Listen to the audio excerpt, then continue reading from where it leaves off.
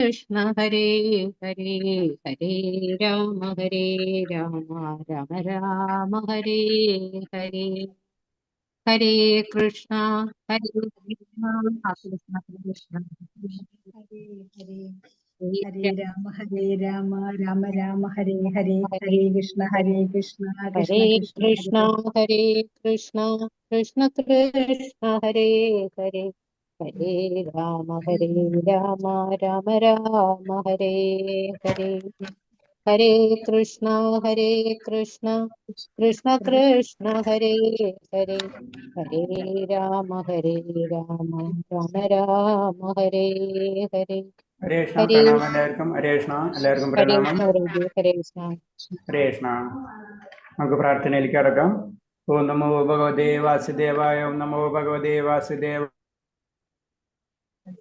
ഓം നമോ ഭഗവതേ വാസുദേവായ നാരായണം നമസ്കൃത്യം നരം ചൈവ നരോത്തമം ദേവീം സരസ്വതിം വ്യാസം തതോ ജയമുദ്രയേത് നഷ്ടപ്രായേഷു ഭദ്രേഷു നിത്യം ഭാഗവത സേവയാ ഭാഗവതേ ഉത്തമ ശ്ലോകേ ഭക്തി ഭവതി നഷ്ടകി മൂകം കരോതി വാചാലം പങ്കും ലംഘയതേ ഗിരി യത്കൃപതമഹം വന്ദേ പരമാനന്ദമാധവം ശ്രീഗുരുദീനതാരിണം ശ്രീചൈതന്യമീശ്വരം വജ്ഞാനതിമിരാന്തസ്യ ജ്ഞാനാഞ്ജലശലാകയാ ചക്ഷുഷ്മിനിദയേന തസ്മൈ ശ്രീഗുരുവേ നമഃ ശ്രീചൈതന്യം മനോഭീഷ്ടം സ്ഥാപിതം യേന ഭൂതലേ സ്വയം രൂപകഥാ മഹ്യം തഥാ ദിശഭാന്തികം വന്ദേഹം ശ്രീഗുരു ശ്രീയുതപദകമലം ശ്രീഗുരും വൈഷ്ണവാംസ ശ്രീരൂപം സാഗരജാതം സഹന രഘുനാഥാനിതം തം സജീവം സാദേവം സാവധൂതം പരിജനസഹിതം കൃഷ്ണ ചൈതന്യദേവം ശ്രീരാധാ കൃഷ്ണപാദാൻ സഹന ലളിതാ ശ്രീവിശാഖാനിം തം സാഹേ കൃഷ്ണ കരുണാ സിന്ധോ ദീനബന്ധോ ജഗത്പദേ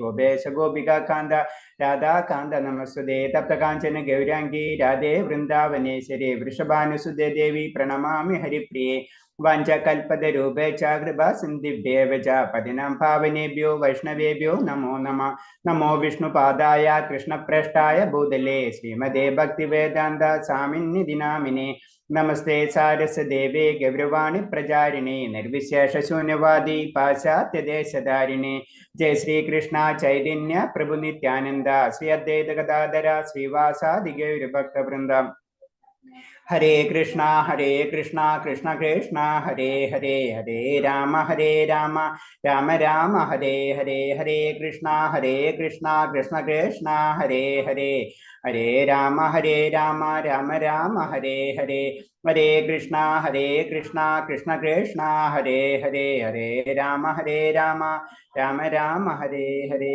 हरे कृष्ण प्रभुपाद की जय जन गौर वैष्णव भक्त की जय हरे कृष्ण എല്ലാവർക്കും പ്രണാമം हरे കൃഷ്ണ പ്രണാമം ഗുരുജി പ്രണാമം പ്രഭുജി ഹരേ കൃഷ്ണ നമ്മളിന്ന് 18ാമത്തെ അല്ലേ 18 गुरुजी ഹരേ കൃഷ്ണ അപ്പൊ ഇന്നലെ നമ്മൾ ഹർഷോത്മകമായ പ്രേമം അതല്ലേ പറഞ്ഞത് അപ്പൊ ആ അവസ്ഥയിലേക്ക് എത്തുന്ന അതായത് ഭാവഭക്തിയിൽ നിന്ന് ഹർഷോത്മകമായ ഒരു അവസ്ഥയിലേക്ക് എത്തുന്ന കാര്യങ്ങളൊക്കെയാണ് നമ്മൾ ഇത് പറഞ്ഞത് അപ്പൊ ഹർഷോത്മക അവസ്ഥയിൽ ഉണ്ടാവുമ്പോ നമുക്കുണ്ടാവുന്ന പ്രത്യേകത ഒക്കെ പറഞ്ഞു അല്ലെ കണ്ണുനീര് വരാ ശരീരം വിറയ്ക്ക അങ്ങനത്തെ ഉള്ള പല കാര്യങ്ങളും ഒക്കെ പറഞ്ഞു ഈ അധ്യായത്തിൽ എന്ന് പറഞ്ഞു കഴിഞ്ഞാല് ഹർഷോത്മക പ്രേമിയുടെ സ്വഭാവം അപ്പൊ അങ്ങനെ ഒരു വ്യക്തി അങ്ങനത്തെ തരത്തിൽ എത്തിപ്പെട്ട് കഴിഞ്ഞാൽ ആ പ്രേമഭക്തിയിലേക്ക് ഭഗവാനെ കൂടാതെ ഒന്നും ചെയ്യാൻ പറ്റാത്ത ഒരു അവസ്ഥ അങ്ങനെ എത്തിക്കഴിഞ്ഞാൽ ആ വ്യക്തിയുടെ സ്വഭാവം എങ്ങനെയൊക്കെ ആയിരിക്കും എന്നാണ് ഈ അധ്യായത്തിൽ പറയുന്നത് അടുത്തത് കൃഷ്ണോത്മകമായ ഹർഷോത്മക പ്രേമം വളർത്തിയിട്ടിട്ടുള്ള വ്യക്തിയുടെ സവിശേഷ ഗുണങ്ങൾ രൂപ ഗോസ്വാമി വിവരിക്കുന്നു അപ്പൊ അങ്ങനെ ഒരു അവസ്ഥയിലേക്ക് എത്തിക്കഴിഞ്ഞാൽ പ്രേമാവസ്ഥയിലേക്ക് എത്തിക്കഴിഞ്ഞാൽ ആ വ്യക്തിയിൽ ഉണ്ടാകുന്ന വ്യത്യാസങ്ങളൊക്കെയാണ് ഈ അധ്യായത്തിൽ പറയുന്നത് അതിൽ പറയണത് അപ്പൊ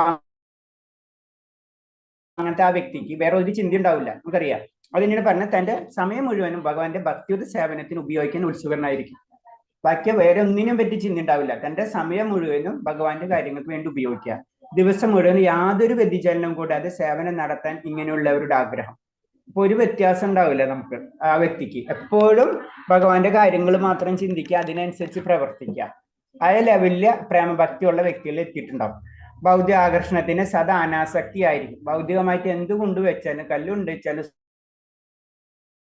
സ്വർണം കൊണ്ട് വെച്ചാലും ആളെ മുന്നിൽ ഒരേപോലെ തോന്നുന്നുള്ളൂ താൻ നൽകുന്ന സേവനത്തിന് ഭൗതിക ആദരവ് പോലും ആഗ്രഹിക്കില്ല. താൻ എന്തെങ്കിലും കാര്യങ്ങൾ ചെയ്താലും അതിന് എന്നെ റെസ്പെക്ട് ചെയ്യണമെന്ന് അതൊന്നും തോന്നില്ല. അതൊക്കെ അറിയാം, ഭൗതികതയെന്ന് അറിയാം. കൃഷ്ണന്റെ കാരുണ്യം തന്നിൽ ഉണ്ടാവുമെന്ന് എപ്പോഴും ഉറച്ച് വിശ്വസിക്കും. എന്ത് കാര്യത്തിന് മുന്നോട്ട് പോകുമ്പോഴും ആ വ്യക്തിക്ക് ഉറപ്പുണ്ട് എപ്പോഴും ഭഗവാന്റെ കാരുണ്യം എനിക്ക് ഉണ്ടാവും, അതിൽ ഭഗവാന് വേണ്ടിയാണ് ചെയ്യണമെന്ന്. ആ അവസ്ഥ എപ്പോഴും ഭഗവാനിൽ ഒരു അടിയുറച്ച വിശ്വാസം ആ വ്യക്തിക്ക് ഉണ്ടാവും. വിശ്വാസത്തോടെ സദാ ഭാഗവത് സേവനത്തിൽ ഏർപ്പെടാൻ ഉത്സുകനായിരിക്കും. പിന്നെ എപ്പോഴും ഭക്തിയോടെ ആയിരിക്കും ഭഗവത് സേവനത്തിൽ ഏർപ്പെടാം. ആഗ്രഹത്തോടെ നമ്മൾ വളരെയധികം വിശന്നിരിക്കുന്ന സമയത്ത് നമ്മൾ ഭക്ഷണം കഴിക്കണം എങ്ങനെയും അല്ലെ, വളരെ ഇതായിരിക്കും. അതേപോലെ അങ്ങനത്തെ ഒരു ആസക്തി ആയിരിക്കും ഭഗവാനോട് ഉണ്ടാവുക. തിരുനാമങ്ങൾ ഉരുവിടുന്നതിന് സദാ താല്പര്യം. ഏത് സമയവും ഭഗവാന്റെ നാമങ്ങൾ ഉരുവിട്ടുകൊണ്ടേയിരിക്കും. ഭഗവാന്റെ സർവ്വസായിയായ ഗുണഗണങ്ങളെ വർണ്ണിക്കാൻ ഉത്സുകൻ. ഭഗവാനെ പറ്റി വർണ്ണിക്കാൻ സമയം കിട്ടിക്കഴിഞ്ഞാൽ അത് പിന്നെ വായ തോരാതെ സംസാരിക്കാന്ന് പറയില്ലേ, അങ്ങനത്തെ ഒരു അവസ്ഥയായിരിക്കും അങ്ങനത്തെ ഉള്ള ഭക്തന്മാർക്ക്. അവർക്ക് എത്ര പറഞ്ഞാലും ഭഗവാന്റെ ആ ഗുണഗണങ്ങളെ വർണ്ണിക്കാൻ വാക്കുകൾ കിട്ടില്ല. ഭഗവാന്റെ ലീലാവിലാസങ്ങൾക്ക് പവിത്രമായ സ്ഥലത്ത് താമസിക്കുന്ന സന്തുഷ്ടൻ. മധുര, വൃന്ദാവനം, ദ്വാരക തുടങ്ങിയ സ്ഥലങ്ങളിൽ. ഇങ്ങനത്തെ വ്യക്തികള് പ്രത്യേകിച്ച് ഭഗവാന്റെ ലീലകൾ നടന്ന സ്ഥലത്ത് താമസിക്കാൻ വളരെയധികം ഇഷ്ടപ്പെടുന്ന കൂട്ടത്തിലായിരിക്കും. ഇതൊക്കെയാണ് ഇവരെ പ്രത്യേകത എന്ന് പറയുന്നത്. ഇങ്ങനെ ആശ്വാത്മതമായ പ്രേമ അല്ലെങ്കിൽ പ്രേമഭക്തിയിലേക്ക് ഉയർന്ന വ്യക്തികളുടെ സ്വഭാവങ്ങളാണ് പറയുന്നത്. പിന്നെ അവര് ഒരേ സമയത്തിനും നമ്മൾ ആദ്യം തന്നെ പറഞ്ഞതാണ്, കാരണം അവരെല്ലാ സമയവും ഭഗവാന് വേണ്ടി ഉപയോഗിക്കും. കാരണം നമുക്കറിയാം സമയം വളരെ വിലപ്പെട്ടതാണ്. അപ്പൊ സമയത്തിന്റെ ഉപയോഗം അവരെന്താണ് അതിനനുസരിച്ച് സെറ്റ് ചെയ്ത് അതിനനുസരിച്ച് ഭഗവാന്റെ കാര്യം ഒരു സെക്കൻഡ് സമയം അവര് വെറുതെ കളയില്ല. കാരണം നമുക്ക് ഈ ഭൗതിക ലോകത്തിൽ തന്നിട്ടുള്ള സമയം ഇത്രയെന്ന് അറിയാം, അതിനുള്ളിൽ എത്രയോ ഭഗവാന്റെ കാര്യങ്ങൾ ചെയ്യാം. അത് മാത്രമായിരിക്കും ചിന്താഗതി. അതാണ് ഇതിൽ പറഞ്ഞ സമയത്തിന്റെ ഉപയോഗത്തെ പറ്റി പറയാണ്. കൃഷ്ണോത്മുഖമായ ഹർഷോത്മക പ്രേമം വളർന്നിട്ടുള്ള കലപ്പറ്റ ഭക്തന്മാർ തന്റെ വാക്കുകൾ സദാ പ്രാർത്ഥനയ്ക്ക് വേണ്ടി വിനിയോഗിക്കുന്നു. ഏത് സമയവും ഭഗവാന്റെ കാര്യങ്ങൾക്ക് വേണ്ടി പ്രാർത്ഥനയ്ക്ക് വേണ്ടി ഉപയോഗിക്കുന്നു. ഉള്ളിൽ സദാ കൃഷ്ണചിന്തയായിരിക്കും. ശരീരത്തെ ഭഗവാനെ സ്മരിക്കാൻ അതുപോലുള്ള മറ്റ് സേവനങ്ങളിൽ ഏർപ്പെടിക്കും. അപ്പൊ ഉള്ളിൽ എപ്പോഴും ഭഗവാന്റെ ചിന്തയായിരിക്കും. ശരീരം എന്ന് പറഞ്ഞത് മറ്റുള്ള കാര്യങ്ങൾ മറ്റുള്ള സേവനങ്ങൾക്കൊക്കെ ഏർപ്പെടിക്കും. ഹർഷോത്മതമായ പ്രവർത്തനങ്ങൾ ചിലപ്പോൾ കണ്ണീർ പൊഴിക്കും. ഇങ്ങനെ ജീവിതം മുഴുവൻ ഭഗവത് സേവനത്തിന് വിനിയോഗിക്കും. മറ്റു കാര്യങ്ങളിൽ ഏർപ്പെട്ട് ഒരു നിമിഷവും പാഴാക്കില്ല. അപ്പൊ ഭൗതികമായ അവസ്ഥ അതാണ് ഇത് നമ്മൾ പറയുമ്പോൾ ഇത് അത്തരം ഉയർന്ന തലത്തിലുള്ള ഭക്തന്മാരെ പറ്റിയാണ് പറഞ്ഞത്. നമ്മളൊക്കെ ഇതൊക്കെ കേൾക്കുമ്പോഴാണ് നമ്മുടെ അവസ്ഥ നമുക്ക് മനസ്സിലാവാം. അപ്പൊ ഇങ്ങനത്തെ ഒരു അവസ്ഥയിൽ എത്തുമ്പോഴാണ് പരിപൂർണമായിട്ടുള്ള ഒരു പരിശുദ്ധ ഭക്തൻ എന്ന് പറയുന്നത്. അപ്പൊ നമ്മൾ അതിലേക്കുള്ള കാൽവെപ്പുകളാണ് നടത്തിക്കൊണ്ട് പതുക്കെ നമ്മൾ ചെയ്തുകൊണ്ടാണ്. ആ സമയത്ത് എത്തുമ്പോൾ ഭഗവാന്റെ എപ്പോഴും ഹരിയുടെ നാമം നമ്മൾ വായന്ന് വന്നുകൊണ്ടിരിക്കുമ്പോൾ നമ്മളെ കണ്ണുനീര് ഇതൊക്കെ ഓട്ടോമാറ്റിക് ആണ്. ഏത് സമയം ആനന്ദ ലഹരിയിലായിരിക്കും ആ ഭക്തൻ. അതാണ് ഇതിൽ പറഞ്ഞത്. ആ സമയത്ത് ആ വ്യക്തി ഏത് സമയവും ഭഗവാന്റെ കാര്യങ്ങൾക്ക് വേണ്ടി ഉപയോഗിക്കും. മറ്റു കാര്യങ്ങൾ ഒരു നിമിഷം പോലും പാഴാക്കില്ല. വെറുതെ ഒരു സമയം പോലും മറ്റുള്ള കാര്യങ്ങൾക്ക് പാഴാക്കില്ല. അതാണ് ഒരു വ്യക്തിയുടെ ഭക്തി, ഏറ്റവും ഉയർന്ന ലെവലിലുള്ള ഭക്തിയുടെ പ്രത്യേകതകളെന്ന് പറഞ്ഞു തരാം. സ്ഥിരോത്സാഹം, അസ്വസ്ഥ. പിന്നെ അടുത്തത് സമയത്തിന്റെ കാര്യം പറഞ്ഞ് പിന്നെ സ്ഥിരോത്സവം. ആ ഭക്തന്റെ പ്രത്യേകതകൾ ഓരോന്ന് എടുത്ത് പറഞ്ഞാണ്. ഒന്ന്, സമയം പാഴാക്കില്ല, എല്ലാ സമയം ഭഗവാന്റെ കാര്യത്തിന് വേണ്ടി ഉപയോഗിക്കും. പിന്നെ സ്ഥിര ഉത്സാഹം, എപ്പോഴും ഉത്സാഹം ഉണ്ടാവും. അസ്വസ്ഥതയ്ക്ക് വേണ്ടത്ര കാരണമുള്ളപ്പോൾ പോലും തീരെ അസ്വസ്ഥനാകാത്തവയാണ് അടക്കമുള്ളവനും സ്ഥിര ഉത്സാഹം എന്ന് പറയുന്നത്. അപ്പൊ നമ്മളെ ഭൗതിക ലോകത്തിൽ പല പല പ്രശ്നങ്ങൾ അലട്ടുന്നതായിരിക്കും. പക്ഷെ അലട്ടുന്ന കാര്യങ്ങളിൽ അടക്കം ആ വ്യക്തിക്ക് എന്താണ് അസ്വസ്ഥത ഉണ്ടാകില്ല. അങ്ങനെ ഉള്ളവനാണ് എന്താ പറയുക, സ്ഥിര ഉത്സാഹമുള്ളവൻ അല്ലെങ്കിൽ പരിശുദ്ധ ഭക്തൻ എന്ന് പറഞ്ഞു. അതിന് ഉദാഹരണം പറഞ്ഞ പരിശുദ്ധ മഹാരാജാവിന്റെ കഥ തന്നെയാണ് പറയുന്നത്. തന്റെ മരണസമയത്ത് ചുറ്റിലുമുണ്ടായിരുന്ന മഹർഷിമാരോട് അദ്ദേഹം പറഞ്ഞു, ബ്രാഹ്മണരെ, നിങ്ങൾ എന്നോട് എപ്പോഴും അർപ്പിതദാസനായി കണക്കാക്കണം. നിങ്ങൾ എന്നെ എപ്പോഴും നിങ്ങളുടെ അർപ്പിതദാസനായി കണക്കാക്കണം. അപ്പൊ ബ്രാഹ്മണന്മാരോട് പ്രാർത്ഥിക്കുകയാണ് ആര്? പരിശുദ്ധ മഹാരാജാവ്. നമുക്കറിയാം പരിശുദ്ധ മഹാരാജാവിന് സർപ്പദർശനം ഏൽക്കണം അല്ലെ. അപ്പൊ രാജാവ് എന്നുള്ള രീതിയിൽ വേണമെങ്കിൽ ബ്രാഹ്മണകുമാരനെ വധിക്കാം, അല്ലെങ്കിൽ അതിന്റെ വേറെ കാര്യങ്ങൾ ആലോചിക്കാം. പക്ഷെ പരിശുദ്ധ മഹാരാജ ആ സമയത്ത് ചിന്തിക്കണം എന്ന് പറഞ്ഞത് ഇനിയുള്ള സമയം അത് ഭഗവാൻ തന്നെ തന്നൊരു അവസരമായിട്ട്, അതായത് ചുരുക്കി പറഞ്ഞു കഴിഞ്ഞാൽ ആ ശാപത്തെ പരിശുദ്ധ മഹാരാജ ഒരു വരം പോലെ ആക്കിയെടുക്കുകയാണ് ചെയ്യുന്നത്. അങ്ങനെയാണ് പിന്നെ ഭാഗവതമൊക്കെ കേൾക്കുന്നത്. അതാണ് ഒരു ഭക്തന്റെ ഗുണം എന്ന് പറഞ്ഞത്. അതായത് നമ്മുടെ ചുറ്റിലുണ്ടായ നെഗറ്റീവ് ആയിട്ടുള്ള കാര്യങ്ങളെ പോസിറ്റീവ് ആക്കി എടുക്കുക. അതാണ് ഒരു ഭക്തന്റെ ഏറ്റവും വലിയ കാര്യം എന്ന് പറയുന്നത്. അപ്പൊ അത് തന്നെയാണ് പരിഷത്ത് മഹാരാജാവ്. ആ പരിഷത്ത് മഹാരാജാവ് ഇത്രയും ദിവസമുള്ളൊന്ന്. അപ്പൊ അതിനുള്ളില് എങ്ങനെയാണ് ഭഗവാനിലേക്ക് കടക്കാം, അല്ലെങ്കിൽ ഭഗവാന്റെ ലോകത്തിലേക്ക് കടക്കാം, അല്ലെങ്കിൽ ജീവിതത്തിന്റെ ലക്ഷ്യം എന്താണ്, ഇതൊക്കെ മനസ്സിലാക്കുകയാണ് ചെയ്യുന്നത്. അതാണ് മഹർഷിമാരോട് പറയണ, എന്നെ ഒരു ദാസൻ, രാജാവിനെ പോലെ എന്ന് കരുതണ്ട, ഞാൻ നിങ്ങളുടെ ഒരു ദാസനായിട്ട് എന്നെ കണക്കാക്ക. ഭഗവാൻ പാദാരന്തങ്ങളിൽ എന്റെ മനസ്സുറപ്പിക്കാൻ ഞാൻ ഗംഗാതീരത്ത് വന്നത്. എന്നെ അനുഗ്രഹിച്ചാലും ഗംഗാമാതാവും എന്നിൽ സംതൃപ്തനായി തീരട്ടെ. ബ്രാഹ്മണപുത്രന്റെ ശാപം എന്നിൽ പതിക്കട്ടെ. ഞാൻ അത് കാര്യമാക്കുന്നില്ല. എന്റെ ജീവിതത്തിന്റെ അവസാന നിമിഷങ്ങൾ നിങ്ങളെല്ലാം ദയവായി വിഷ്ണുവിന്റെ തിരുനാമങ്ങൾ ഉരുവിട്ടാൽ അങ്ങനെ അദ്ദേഹത്തിന്റെ സർവശായ സദ്ഗുണങ്ങൾ സാക്ഷാത്കരിക്കാൻ എനിക്ക് സംഗതിയായിക്കൊള്ളട്ടെ. അപ്പൊ അത് പ്രാർത്ഥനയാണ്. അവിടെയുള്ള മഹർഷിമാരോട് ആര് പ്രാർത്ഥിക്കുകയാണ്? പ്രഹ്ലാദ് മഹാരാജ് പ്രാർത്ഥിക്കുകയാണ്. കാരണം ആ ശാപത്തെ പറ്റി ഞാൻ ചിന്തിക്കണില്ല. എനിക്ക് എന്റെ അവസാന നിമിഷങ്ങള് ഭഗവാനെ പ്രാർത്ഥിക്കാനുള്ള അവസരം കിട്ടിയിട്ടുള്ളതാണ്. നിങ്ങൾ എന്നെ സഹായിക്കുക എന്നാണ് പറയുന്നത്. എന്നെ ദാസനായിട്ട് നിങ്ങൾ എന്നെ കാണുക എന്നാ പറയുന്നത്. പരിഷത്ത് മഹാരാജന്റെ ഈ പെരുമാറ്റം ജീവിതത്തിന്റെ അന്ത്യനിമിഷത്തിൽ പോലും പ്രകടമാകുന്ന ക്ഷമാശീലം, ആ മനസ്സിനെ സ്വച്ഛന്തമായ നില, ഇതെല്ലാം ആകുന്നതിന് ഉദാഹരണങ്ങളാണ്. കൃഷ്ണോത്മകമായി ഹർഷോത്മത പ്രേമം വളർത്തി കഴിഞ്ഞിട്ടുള്ള വ്യക്തിയുടെ സവിശേഷ ഗുണങ്ങളാണ് ഇതെല്ലാം. അപ്പൊ ചുരുക്കി പറയുന്നത് ഇതാണ് ക്ഷമാശീലം. നമ്മള് വളരെ സിമ്പിളാണ്. നമ്മളെ ക്ഷമനെ പരിശീലിക്കുന്ന വെച്ചാൽ നമുക്കൊരു ചെറിയ മുറിവുണ്ടായാൽ മതി അല്ലെ, പിന്നെ അതിനെ പറ്റിയായിരിക്കും നമുക്ക് കംപ്ലീറ്റ് ചിന്ത അല്ലെ. ശരീരത്തിൽ എന്തെങ്കിലും ഒരു വേദനിക്കുന്ന എന്തെങ്കിലും ഒരു കാര്യം ടച്ച് ഉണ്ടായാൽ മതി മനസ്സിനെ, നമ്മൾ അതോടുകൂടി എല്ലാതും കഴിയും. പക്ഷെ എന്താണ് പരിഷത്ത് മഹാരാജ് പറഞ്ഞ, ഇത്രയും ജീവിതം 7 ദിവസമുള്ളെന്ന് കറക്റ്റായിട്ട് മനസ്സിലാക്കിയിട്ടുള്ള ഒരു വ്യക്തിയാണ്. അപ്പൊ ആ ക്ഷമാശീലം ഉണ്ടായിരിക്കുന്ന പറയുന്നത് ആർക്ക്? അത്രയും ക്ഷമയുള്ള ഒരു വ്യക്തിയായിരിക്കും പരിശുദ്ധ ഭക്തൻ എന്ന് പറയുന്നത്. അതൊക്കെയാണ് ഒരു പരിശുദ്ധ ഭക്തന്റെ ഗുണവിശേഷം. അപ്പൊ സമയത്തിന് വിലയുള്ള വ്യക്തിയായിരിക്കും. അതുപോലെ തന്നെ സ്ഥിര എപ്പോഴും ഭഗവാനായിട്ടുള്ള ആസക്തി എപ്പോഴും ഉണ്ട്. ഇച്ചിരി ഉത്സാഹം ഉണ്ടാവും ഏത് സമയത്ത് എന്ത് ചെയ്യാനും, ഭഗവാന്റെ കാര്യങ്ങൾ ചെയ്യാനുള്ള ആസക്തി അല്ലെങ്കിൽ ഉത്സാഹം ഏത് സമയത്ത് ഉണ്ടാവും എന്നാ പറയുന്നത്. പിന്നെ പറയുന്നത് അനാസക്തി. നമുക്കറിയാം അനാസക്തി എന്ന് പറയുമ്പോൾ ഇന്ദ്രിയങ്ങൾ എപ്പോഴും വിഷയസുഖങ്ങൾ കൊതിക്കുന്നു. എന്നാൽ ഭക്തന് കൃഷ്ണോത്മകമായ അതീന്ദ്ര പ്രേമം വളരുമ്പോൾ ഇന്ദ്രിയങ്ങൾ ഭൗതിക സുഖങ്ങൾ ആകർഷണമാക്കുന്നില്ല. അപ്പൊ ശരിക്കും പരിശുദ്ധ ഭക്തനാകുമ്പോൾ അത് നമ്മൾ ഭക്തിയിലേക്ക് കടക്കും തോറും നമുക്ക് എന്താ സംഭവിക്കുക? ഭൗതികമായിട്ടുള്ള വിഷയസുഖങ്ങൾ കുറഞ്ഞുകൊണ്ടിരിക്കും. അപ്പൊ അങ്ങനെ ഒരു പരിശുദ്ധ ഭക്തനായി തീരുമ്പോൾ പിന്നെന്താണ്? ഇന്ദ്രിയ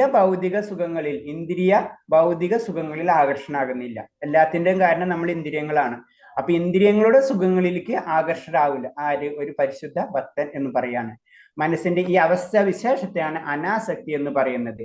ഭരത മഹാരാജാവിന്റെ സ്വഭാവമായി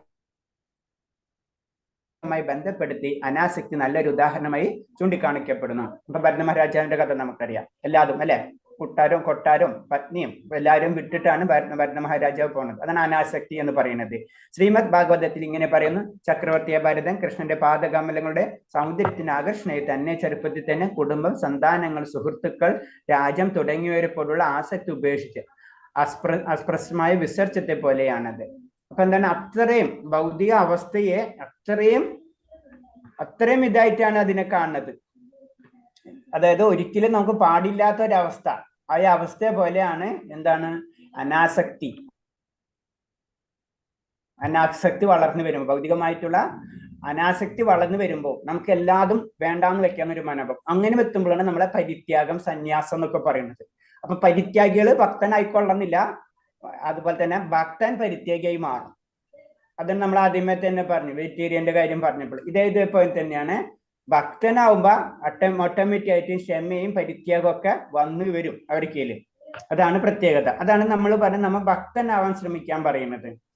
അനാസക്തി എന്നാൽ സുഖഭോഗങ്ങളുടെ പ്രലോഭനങ്ങളിൽ നിന്ന് കൃത്യമായി ഒഴിഞ്ഞു മാറൽ എന്നല്ല അർത്ഥമാക്കുന്നു എന്ന് വിധമാക്കുന്നു. ഇത്തരം പ്രലോഭനങ്ങളുടെ സാന്നിധ്യത്തിൽ പോലും ഭൗതിക സുഖഭോഗങ്ങളിലേക്ക് ആകർഷിക്കപ്പെടാതെ നിൽക്കുന്ന കഴിയുന്നവനെയാണ് അനാസക്തൻ എന്ന് പറയുന്നത്. അപ്പൊ എന്താണ്? നമ്മളെ ഇന്ദ്രിയമായ സുഖത്തിൽ നിന്ന് പിന്മാറലല്ല, അവിടെ ഇന്ദ്രിയ സുഖം ഉണ്ടെങ്കിലും നമുക്ക് അവിടെ അനാസക്തി ഇല്ലാതിരിക്കുക.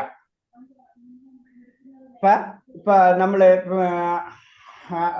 അങ്ങനത്തെ ഒരവസ്ഥ, നമ്മൾ ചുറ്റും പല കാര്യങ്ങളും നടന്നുകൊണ്ടിരിക്കും, പക്ഷെ നമുക്ക് അതിലോടൊരു ആഗ്രഹം തോന്നില്ല.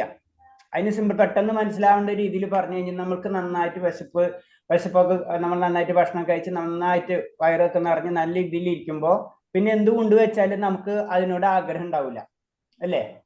പിന്നെ എത്ര നല്ല സാധനം കൊണ്ടുവച്ചാലും നമുക്ക് അത് കഴിക്കാൻ തോന്നില്ല. അത് തന്നെയാണ് ആസക്തി. ഇതേപോലെ ആയിരിക്കണം. നമ്മളെ ചുറ്റുപാട് പലതുണ്ടെങ്കിലും നമുക്ക് അതിനോട് ആസക്തി. സാധനം അവിടെ ഇരിക്കുന്നുണ്ടാവും, പക്ഷെ നമുക്കത് ഫീൽ ചെയ്യാം, അത് വേണ്ടാന്ന് വെക്കാനുള്ള കഴിവ് അവിടെ ഇരിക്കുമ്പോൾ കൂടി ആ ഒരു അവസ്ഥ. അതായത് അത് ഭൗതികമായിട്ടുള്ള ഇന്ദ്രിയ സുഖങ്ങൾ അവിടെ ഉണ്ടാവും, പക്ഷെ അത് നമ്മളെ ബാധിക്കില്ല. അതാണ് പ്രത്യേകത. അതാണ് നമ്മളെ ദുഃഖങ്ങളായാലും സുഖങ്ങളായാലും നമ്മളെ ബാധിക്കില്ല എന്ന് പറഞ്ഞത്. അത് എപ്പോഴും അവിടെ നിലനിൽക്കുന്നതായിരിക്കും. പക്ഷെ എന്താണ്, നമ്മൾ ഭക്തന്റെ ലെവലിലേക്ക് വരുന്നതോടുകൂടി ഭൗതികമായിട്ടുള്ള സുഖങ്ങള് ദുഃഖങ്ങളോ നമ്മളധികം ബാധിക്കാതെ വരും. അതാണ് ഇതിന്റെ മെയിൻ പോയിന്റ്. തുടക്കത്തിൽ ഒരു പ്രാരംഭ ഭക്തന് എല്ലാവിധം വിലോഭനീയ ആകർഷണങ്ങളിൽ നിന്ന് വിട്ടു നിൽക്കാൻ ശ്രമിക്കണം. എന്നാൽ എല്ലാത്തരം പ്രലോഭനങ്ങളുടെയും സാന്നിധ്യത്തിൽ പോലും വശീകരിക്കപ്പെട്ടു പോകാതിരിക്കുക എന്നതാണ് യഥാർത്ഥ ഭക്തന്റെ നില. അനാസക്തിയുടെ യഥാർത്ഥ മാനദണ്ഡം ഇതാണ്. അപ്പൊ ഇനീഷ്യൽ സ്റ്റേജിൽ നമ്മൾ ചെയ്യേണ്ടത് എന്ന് പറഞ്ഞു കഴിഞ്ഞാല് നമ്മൾ അതിൽ നിന്ന് മാറി നിൽക്കാം. ശരിക്കും മാറി നിൽക്കണോണ്ട് നമുക്ക് പരിപൂർണ്ണ ആവണമെന്നില്ല, പക്ഷെ അതൊരു പ്രാക്ടീസ് ആണെന്ന് മാത്രം. ശരിക്കും പരിപൂർണത എന്ന് പറഞ്ഞാൽ നമ്മൾ അവിടെ ഉണ്ടായാലും നമ്മളത് ഉപയോഗിക്കാതിരിക്കാം, അല്ലെങ്കിൽ അതില് ആ അനാസക്തി അപ്പോഴും നമ്മളെ കയ്യിൽ ഉണ്ടാവുക. ശരിക്കും അതിന് വേണ്ടത്. പക്ഷെ ഇനീഷ്യൽ സ്റ്റേജിൽ നമുക്കത് ചെയ്യാൻ പറ്റാത്ത കാരണം കൊണ്ട് അങ്ങനത്തെ കാര്യങ്ങളിൽ നിന്ന് നമ്മൾ മാറി നിൽക്കുക. ഭൗതികമായിട്ടുള്ള സുഖ സൗകര്യങ്ങള് അതാണ് പലപ്പോഴും പറഞ്ഞിട്ടുള്ളത്. Simple living, high thinking. വളരെ സിമ്പിളായിട്ട് ജീവിതത്തിലേക്ക് പതുക്കെ നമ്മളെ ജീവിതം മാറ്റിക്കൊണ്ടിരിക്കുക. അഹങ്കാരമില്ലായ്മ വളരെയാണ് ഭക്തന്റെ പ്രത്യേകതകളൊക്കെ ഞാൻ പറയുന്നത്. അടുത്തത് എന്താണ്? അഹങ്കാരമില്ലായ്മ. അഹങ്കാരം ശുദ്ധ സാക്ഷാത്കാരത്തിന്റെ സർവഗുണങ്ങളുമുള്ള ഭക്തൻ തന്റെ സ്ഥിതിയിൽ അഹങ്കരിക്കാതിരിക്കുമ്പോൾ അയാളെ നിരഹങ്കാരി എന്ന് വിളിക്കുന്നു. അപ്പൊ എല്ലാ ഗുണങ്ങളും കിട്ടുമ്പോൾ പലതും നമുക്ക് കിട്ടും അല്ലെ? നമ്മൾ സാധാരണ രീതിയിൽ പറയുന്ന ഒരു വേർഡാണ് അഹങ്കാരി എന്ന് പറയുന്നത് അല്ലെ? പല ഗുണങ്ങളും കിട്ടും. ഇപ്പൊ രാവണന്റെ കാര്യം പറഞ്ഞ പോലെ തന്നെ. അപ്പൊ അത് അങ്ങനെ രാവണ സംസ്കാരമായി മാറുന്നത് അഹങ്കാരം എന്നുള്ള ഒരു അവസ്ഥയിലേക്ക് നമ്മൾ പോകും. അപ്പൊ അങ്ങനെ അവസ്ഥ നമുക്ക് എന്ത് കിട്ടിയാലും നമ്മള് അതിൽ അഹങ്കരിക്കാതിരിക്കുമ്പോൾ അതിനെ നിരഹങ്കാരി എന്ന് പറയുന്നു. ചക്രവർത്തി ആയിരുന്നിട്ട് കൂടി ഭരത മഹാരാജാവിനെ കൃഷ്ണോത്മുഖമായ ഹർഷോത്മത പ്രളയം പറഞ്ഞതിന്റെ ഫലമായി അവധൂതനായി മാറി തന്റെ രാഷ്ട്രീയ ശത്രുക്കളുടെയും അസ്പൃശ്യരുടെയും ഗൃഹങ്ങളിൽ നിന്ന് ഭിക്ഷയാചിച്ചെന്ന് പത്മപുരാണത്തിൽ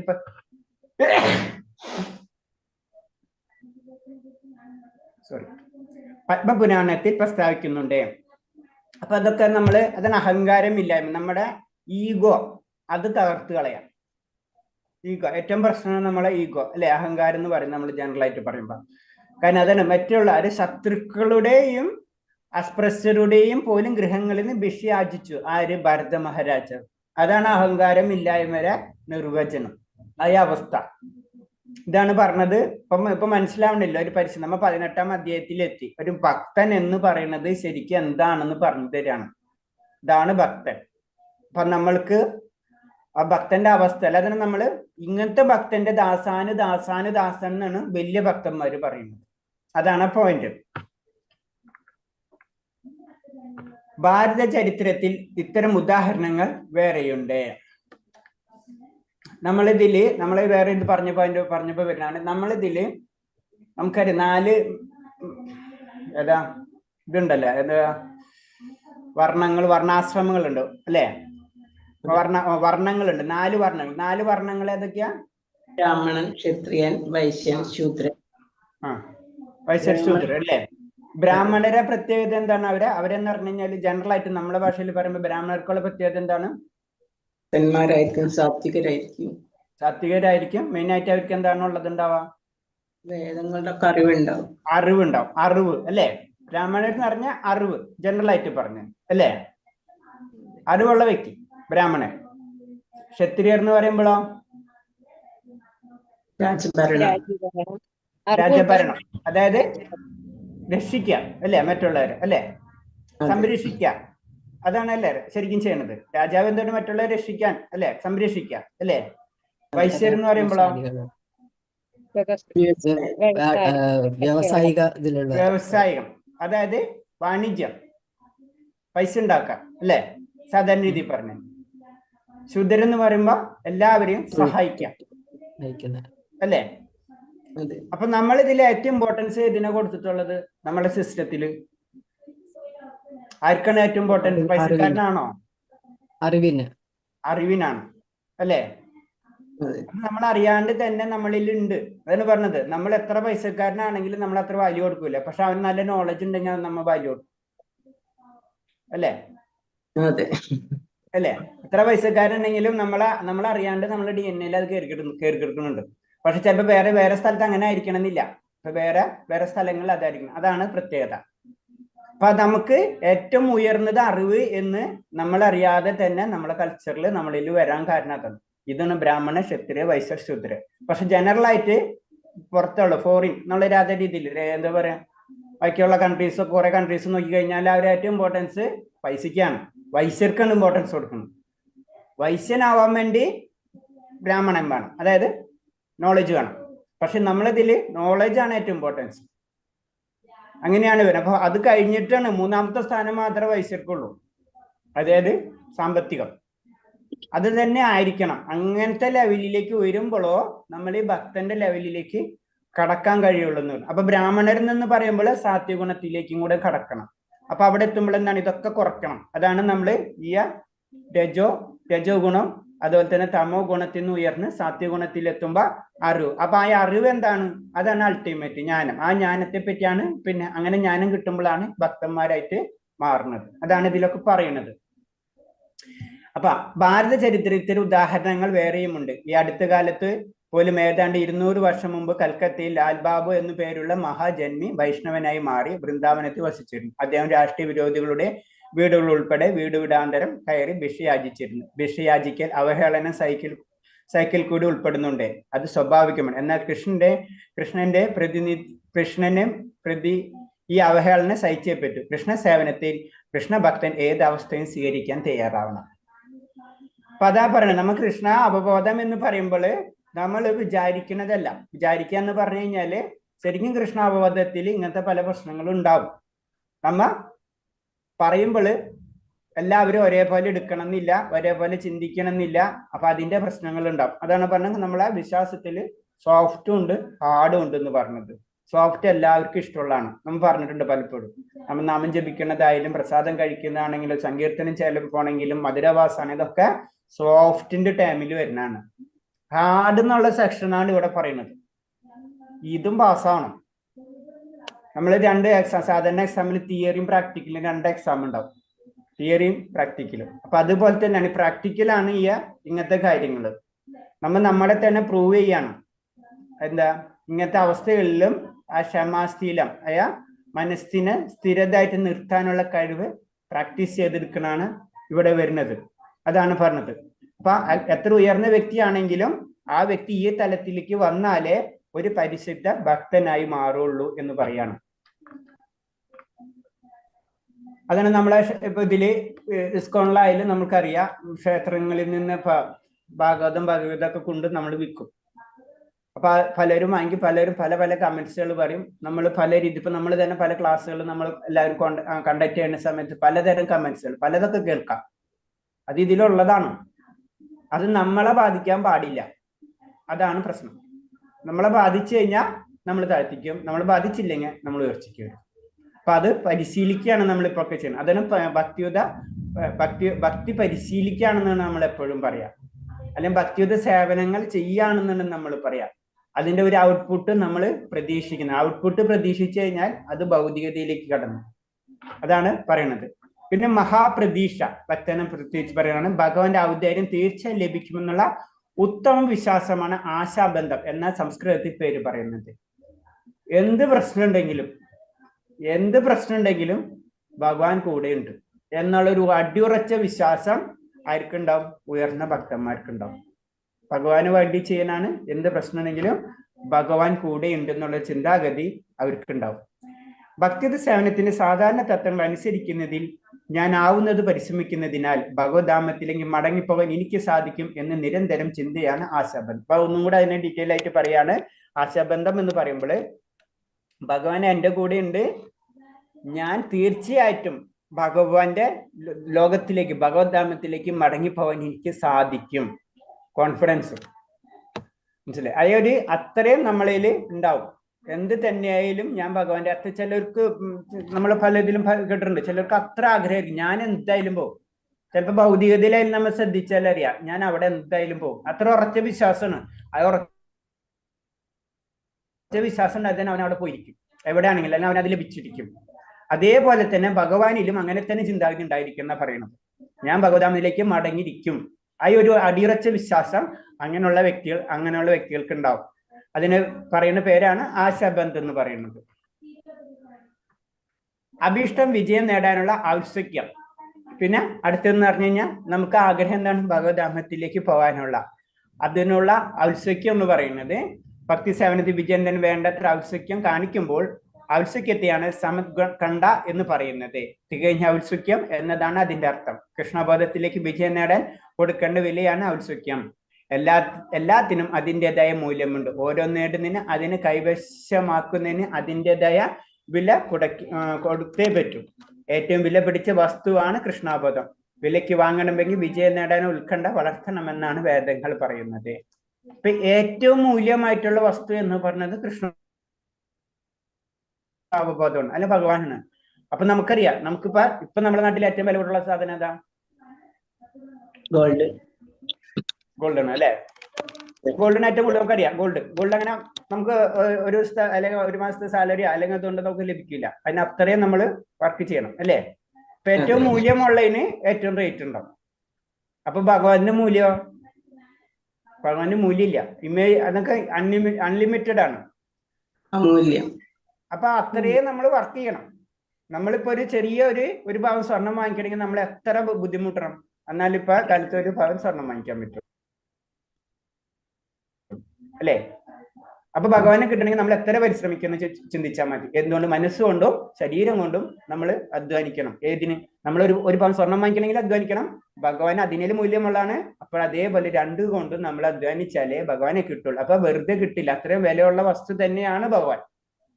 അതാണ് പറഞ്ഞത്, ഏറ്റവും വില പിടിച്ച വസ്തുവായ കൃഷ്ണബോധം വിലയ്ക്ക് വാങ്ങണമെങ്കിൽ വിജയം നേടാൻ ഉത്കണ്ഠ വളർത്തണമെന്ന് വേൽക്കണം. അതിനുവേണ്ടി പരിശ്രമിക്കണം. നമ്മൾ ഔത്സുക്യം ഉണ്ടായിരിക്കണം. നമ്മൾ അത് വേണം. അപ്പൊ അതിനുവേണ്ടി ബാക്കിയുള്ള കാര്യങ്ങൾ നമ്മൾ ചെയ്യും.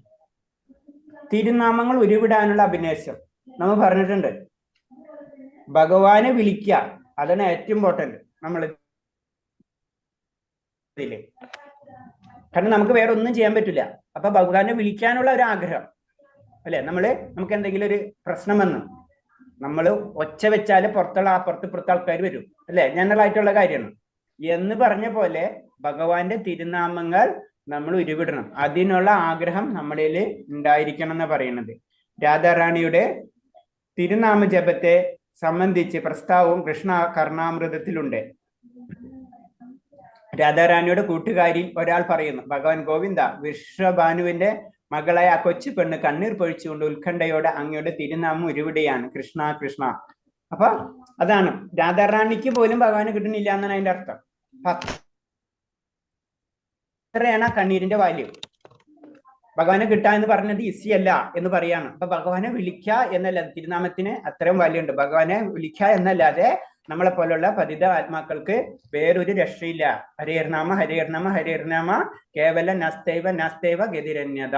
അത് എപ്പോഴും നമ്മളെ മനസ്സിൽ വേറൊരു വഴിയില്ല എന്നാ പറയുന്നത്. അതാണ് കാര്യം. ഭഗവാന്റെ നാമം ജപിക്കുക, ബാക്കിയൊക്കെ നമ്മൾ പ്രാക്ടീസ് ചെയ്തെടുക്കണാണ്.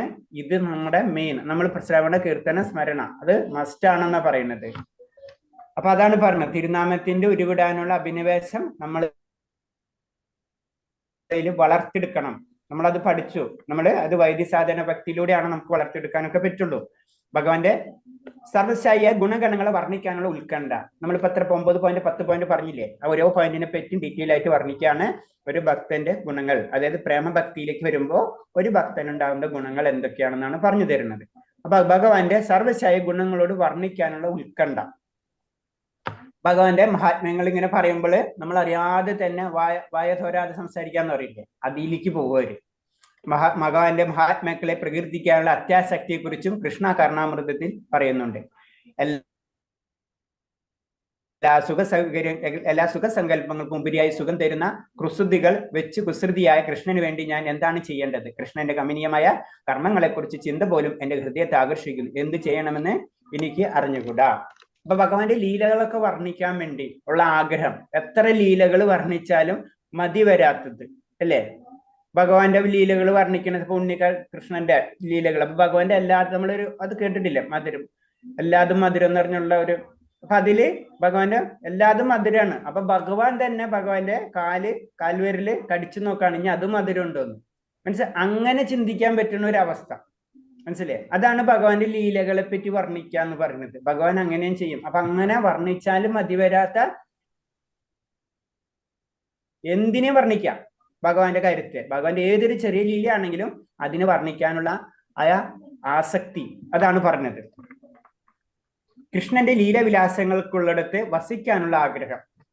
അപ്പൊ ഭഗവാന്റെ ലീലകൾ നടന്നിട്ടുള്ള സ്ഥലങ്ങള് മെയിനായിട്ട് ദ്വാരക, വൃന്ദാവൻ ഇങ്ങനത്തെ ഉള്ള സ്ഥലങ്ങളൊക്കെ ഭഗവാന്റെ മെയിനായിട്ട് ലീലകൾ നടന്നിട്ടുള്ളത്, അല്ലെങ്കിൽ മെയിനായിട്ടുള്ള ക്ഷേത്രങ്ങൾ, ഭഗവാന്റെ പല അതിനോട് ബന്ധപ്പെട്ട ലീലകളായിട്ട് ബന്ധപ്പെട്ടിട്ടുള്ള പല ക്ഷേത്രങ്ങളുണ്ട്. അതൊക്കെ അപ്പൊ അങ്ങനത്തെ ഉള്ള സ്ഥലത്ത് താമസിക്കാനുള്ള ആഗ്രഹം. സാധാരണ രീതിയിൽ നമ്മൾ പോയാലൊക്കെ ക്ഷേത്രത്തിൽ പോയാലെന്ന് ചിലപ്പോ ശ്രദ്ധിച്ചിട്ടുണ്ട്, ചിലര് ഒരു ഫാമിലി പോകാൻ അച്ഛനുണ്ട്, അമ്മയുണ്ട്, 2 മക്കളുണ്ട് നിൽക്കാം. ചിലപ്പോ കുട്ടിക്ക് ചിലപ്പോൾ അമ്പലത്തിൽ നിന്ന് പോരാൻ തോന്നില്ല, അച്ഛന് പെട്ടെന്ന് പോരാൻ തോന്നും, ചിലപ്പോൾ അമ്മയ്ക്ക് പോരാൻ തോന്നുന്നില്ല. ഇതൊക്കെ നമ്മൾ നോട്ടീസ് ചെയ്യാനാണ് ശരിക്കും നോക്കി കഴിഞ്ഞാല്. അപ്പൊ അവിടെ എന്ന് പറഞ്ഞു കഴിഞ്ഞാൽ അതിനോടുള്ള ഒരു അട്രാക്ഷൻ, ആ സ്ഥലത്തിനോട് തന്നെ ചിലവർക്ക് ഭയങ്കര അറ്റാച്ച്മെന്റ് ഫീൽ ചെയ്യും. അതാണ് പറഞ്ഞത്. അങ്ങനെ ലീലാവിലാസങ്ങൾ വസിക്കാനുള്ള ആഗ്രഹം. രൂപഗോസ്വാമിയുടെ പദ്യാവലിയിൽ വൃന്ദാവനത്തെ കുറിച്ച് ഇങ്ങനെ പറഞ്ഞു. ഇവിടെയാണ് നന്ദപുത്രൻ തന്റെ പിതാവും ഇടയന്മാരുടെ രാജ്യമായ നന്ദനുമൊത്ത് വസിക്കുന്നത്. ഇവിടെ വെച്ചാണ് ഭഗവാൻ കൃഷ്ണൻ ശകടാസുരനെ നിഗ്രഹിച്ചത്. നമ്മുടെ ബൗദ്ധ അസ്തിത്വത്തിന്റെ കെട്ടുപൊട്ടിക്കൽ കഴിവുള്ള ദാമോദരനെ യശോദ കെട്ടിയിട്ടത് ഇവിടെയാണ്. അതായത് ഇത് ചുരുക്കി പറയുന്നത്, ഇതിന്റെ ഒരു വേറെ രീതിയിൽ പറയുന്നത് വെച്ച് കഴിഞ്ഞാല്, ഇപ്പൊ നമ്മളെ എല്ലാവരും കേരളത്തിലുള്ളവരാണ് ജനറലായിട്ട്. നമ്മൾ ബോംബെയില വേറെ എവിടെയെങ്കിലും നിന്ന് കുറെ കാലം നിന്ന് അത് കഴിഞ്ഞിട്ട് നമുക്ക് കേരളത്തിൽ നമ്മുടെ വീട്ടിലേക്ക് പോകുമ്പോൾ നമ്മൾ പല കാര്യങ്ങളും നമുക്ക് ഓർമ്മ വരും. നമ്മൾ അത് ആ സ്ഥാനം അവിടെ ആയിരുന്നല്ലേ ഇരുന്നത്, ഇവിടെ ആയിരുന്നല്ലേ ഇരുന്നത് അല്ലെ? ഇത് തന്നെയാണ് ഭഗവാന്റെ സ്ഥലത്തേക്ക് ഭക്തന്മാർ പോകുമ്പോ അവിടുത്തെ കാര്യങ്ങൾ അവർക്ക് ഓർമ്മ വരുന്ന ഒരു സംഗതി കണക്ട് ആവും. അതാണ് ഇവിടെ പറഞ്ഞത്. അവിടെ ഭഗവാനെ കാണുകയും ഭഗവാന്റെ ആ ലീലകള് ആസ്വദിക്കുകയും ചെയ്യുന്ന ഒരു അവസ്ഥ. അതാണ് അവിടുന്ന് അവർക്ക് പോരാൻ പറ്റാത്തത്. അത് ഇന്റേണലായിട്ട് കണക്റ്റഡ് ഉണ്ടാവും അവർക്ക്. അതാണ് പറയുന്നത്. അത് പ്രത്യേകതയാണെന്ന് പറഞ്ഞു. ആ സ്ഥലങ്ങളിലോടുള്ള അട്രാക്ഷൻ ഭക്തിയുദ്ധ സേവനത്തിലേക്ക് ഉയർന്ന വ്യക്തികൾക്ക് ഉണ്ടാവും എന്നാ പറയുന്നത്. ഇപ്പൊ ക്ഷേത്രങ്ങളിൽ പോയി കഴിഞ്ഞാൽ ചിലരെ വിളിച്ചാലും പോരില്ല, ഇല്ല? അങ്ങനെ ഉണ്ടായിട്ടില്ലേ കൃഷ്ണ? ഉണ്ടാവാറുണ്ട് അങ്ങനെ? നമുക്ക് അവിടുന്ന് പോരാൻ തോന്നാത്ത അവസ്ഥ ഉണ്ടായിട്ടുണ്ടാവും, പലർക്കും ഉണ്ടായിട്ടുണ്ടാവും അതൊക്കെ. അപ്പൊ ഭഗവാന്റെ കൃഷ്ണന്റെ ഉത്തമ ഭക്തൻ മധുരയിലോ വൃന്ദാവനത്തിലോ താമസിച്ചുകൊണ്ട് കൃഷ്ണന്റെ ലീലാവിലാസങ്ങൾ നടന്ന പ്രദേശങ്ങൾ സന്ദർശിക്കുന്നു. ഈ വിശുദ്ധ സ്ഥലത്തിലാണ് കൃഷ്ണൻ തന്റെ ഇടയ ചങ്ങാതികളും അമ്മയായ യശോദയുമൊത്ത് ശൈശവം കഴിച്ചു കൂട്ടിയത്. കൃഷ്ണന്റെ പാദസ്പർശനമേറ്റ സ്ഥലങ്ങൾ മുഴുവനും പ്രദക്ഷിണം ചെയ്യുന്ന സമ്പ്രദായം ഇന്നും കൃഷ്ണ ഭക്തന്മാരുടെ ഇടയിലുണ്ട്. അതാണ് ഭഗവാന്റെ പാദസ്പർശത്തിന് അത്ര ഇമ്പോർട്ടൻസ് ഉണ്ട്. അതാണ് നമ്മളിപ്പോ ഗോപിചന്ദനം, ഭഗവാന്റെ പാദസ്പർശനമേറ്റ സ്ഥലത്തിന്റെ മണലാണ് ശരിക്കും, വേറെ ഒന്നില്ല. അത്ര ഇമ്പോർട്ടൻസ് ആണ് വൈഷ്ണവരെ സംബന്ധിച്ച്. അപ്പൊ എന്താണ് അങ്ങനത്തെ സ്ഥലങ്ങള് പ്രദക്ഷിണം ചെയ്യും. വൃന്ദാവന പ്രദക്ഷിണം, വൃന്ദാവനത്തിൽ പോയവരില്ലേ? പലരും പോയിട്ടില്ല. അവിടെ വൃന്ദാവന പ്രദക്ഷിണം ചെയ്തവരില്ലേ? ഗോവർദ്ധനം ചെയ്തിട്ടുണ്ടാ? ഇടയ്ക്കിട്ട് പോണം അവിടെ പല രീതിയിലുള്ള പ്രദക്ഷിണങ്ങളുണ്ട്. നമുക്ക് ചെയ്യാൻ പറ്റുന്ന പ്രദക്ഷിണമെങ്കിലും നമ്മൾ ചെയ്യണം അവിടെ.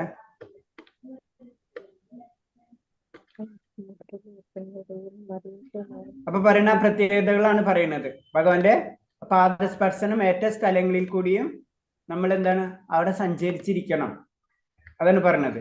വൃന്ദാവനത്തിന് മധുരയിൽ എത്തുന്നവർക്കൊക്കെ എന്നും അതീന്ദ്രിയമാനുഭൂതി ഉണ്ടാകാറുണ്ട്. സത്യം പറഞ്ഞാൽ വൃന്ദാവനത്തിലെത്തുന്ന ഒരാൾക്ക് അവിടെ ശൈശവം കഴിച്ചുകൂട്ടി അത്ഭുതകരവും കൃത്യമായ കർമ്മങ്ങൾ ചെയ്ത് കൃഷ്ണന്റെ വിയോഗം അനുഭവപ്പെടും.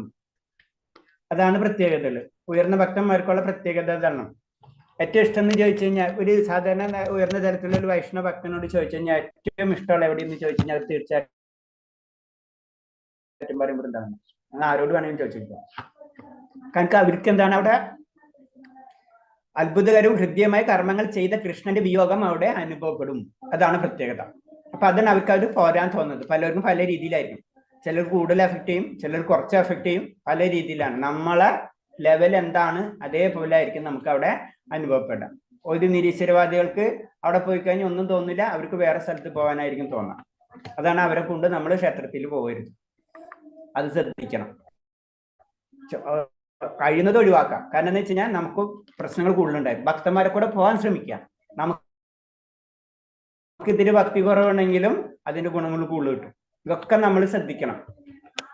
അപ്പൊ ഇതാണ് ഇതിന്റെ പോയിന്റ്സുകൾ. നമുക്ക് വേണ്ടിയുള്ള പ്രാക്ടിക്കൽ പോയിന്റ്സുകൾ നമ്മൾ ഇങ്ങനെയൊക്കെ ചിന്തിക്കേണ്ടത്. കാരണം എന്ന് വെച്ച് കഴിഞ്ഞാൽ ക്ഷേത്രങ്ങളിൽ പോവാ, ഭക്തന്മാരായിട്ട് കൂടുതൽ പോവാ. അപ്പൊ എന്താണ് എല്ലാവർക്കും ഒരേ രീതിയിലുള്ള ഇപ്പോഴത്തെ സയൻസ് പരമായിട്ടുണ്ടെങ്കിൽ എല്ലാവർക്കും ഒരേ തരം ഫ്രീക്വൻസി, ഒരേ വിലക്ക് ഒരേ ഋതം എന്നൊക്കെ പറയും. അല്ലെങ്കിൽ പറഞ്ഞ ഒരു ഹാർമണി എല്ലാവർക്കും ഉണ്ടാവും. അപ്പൊ എല്ലാവരും ഒരേ ചിന്താഗതികളായിരിക്കും. അതൊക്കെ സയൻസ്, മനസ്സിലായി. ജനറൽ ആയിട്ട് നമ്മള് ഭക്തന്മാരെ ഒന്നിച്ചു പോയി കഴിഞ്ഞാൽ ഓട്ടോമാറ്റിക് ചിന്താഗതി ഒന്നായിരിക്കും. അപ്പൊ അതിന്റെ ഗുണങ്ങൾ കൂടുതൽ ഉണ്ടായിരിക്കും. ഇത്തരത്തിൽ കൃഷ്ണന്റെ പ്രവർത്തനങ്ങളെ കുറിച്ച് സ്മരിക്കാനുള്ള ആകർഷണയാണ് കൃഷ്ണോത്മകമായ ആസക്തി. അപ്പൊ ഭഗവാന്റെ പ്രവർത്തനത്തെ കുറിച്ച് ഇങ്ങനെ സ്മരിക്കാനുള്ള ആകർഷണം, അതിനാണ് കൃഷ്ണോത്മകമായ ആസക്തി. ഭഗവാനോട് ആസക്തിയാണ് പറയുന്നത്.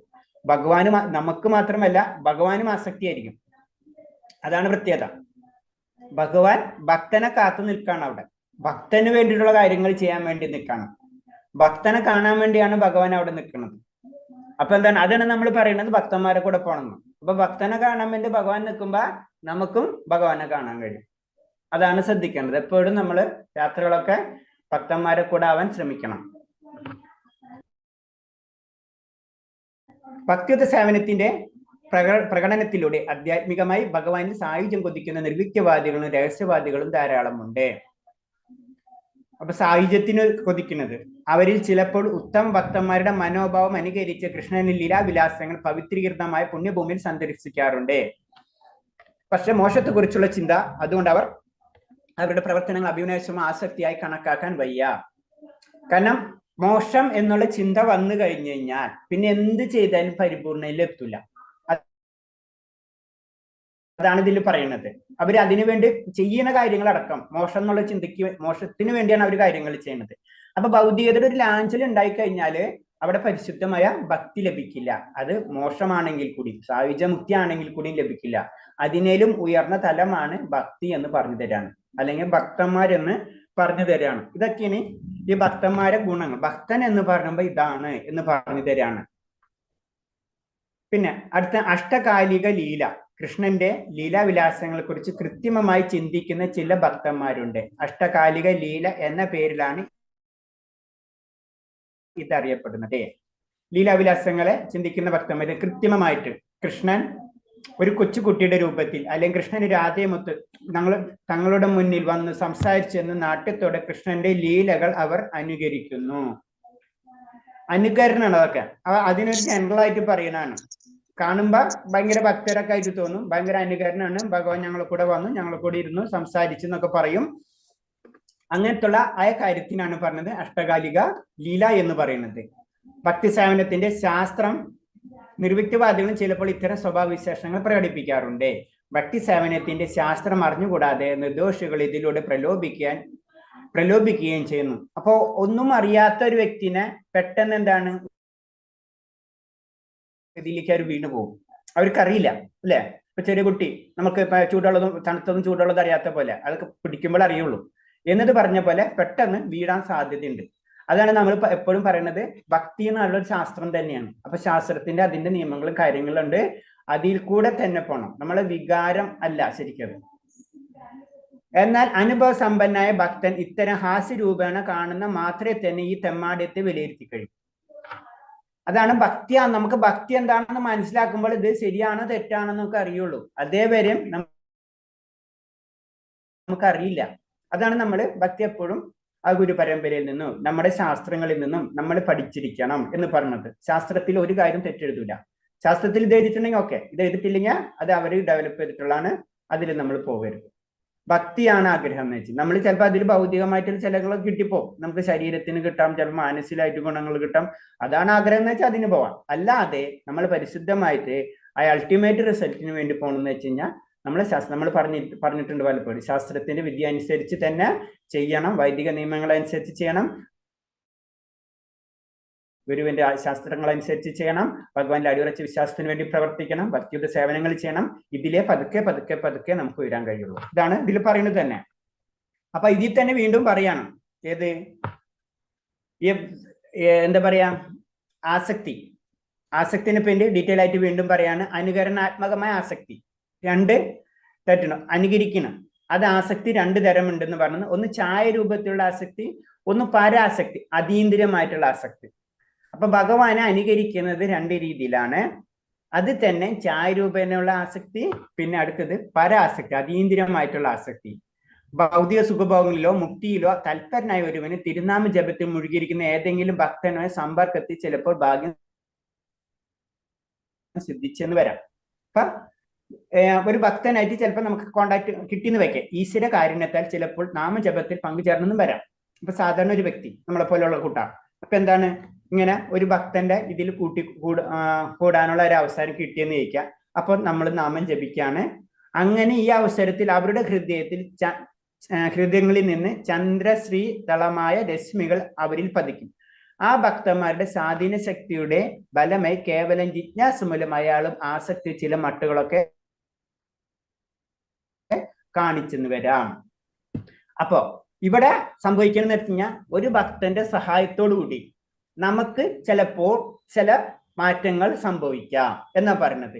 ഇത് കേവലം ചഞ്ചലമാണ്. ഇത്തരം ഛായാരൂപമായ ആസക്തിയുടെ ബലമേ ഭൗതിക വേദനകളും തിരോഭവിച്ചതായി അയാൾക്ക് തോന്നുമെങ്കിൽ അതിന് പരാരൂപത്തിലുള്ള ആസക്തി എന്ന് പറയുന്നു. അപ്പൊ ഭൗതികതയിൽ നിന്ന് അതീന്ദ്രിയതയിലേക്ക് കടക്കുന്ന അവസ്ഥ, അതായത് നമ്മൾ ഇങ്ങനെ ചെയ്തുകൊണ്ടിരിക്കുന്ന, ഇങ്ങനെ എന്താണ് ഈ പല കാര്യങ്ങൾ ചെയ്തുകൊണ്ടിരിക്കും. അപ്പൊ നമുക്ക് നമ്മുടെ ഉള്ളിൽ കുറച്ച് കുളിർമാന്ന് വേണമെങ്കിൽ നമുക്ക് പറയാം. ചന്ദ്രശ്രീതളിമായ രശ്മികൾ, അതായത് നമുക്ക് ഫീൽ ചെയ്യാൻ തുടങ്ങും. അങ്ങനെ അത് ഫീൽ ചെയ്ത് കഴിഞ്ഞ് അവരങ്ങോട്ട് പോകുന്നതോട് ഇത് കട്ടാവും.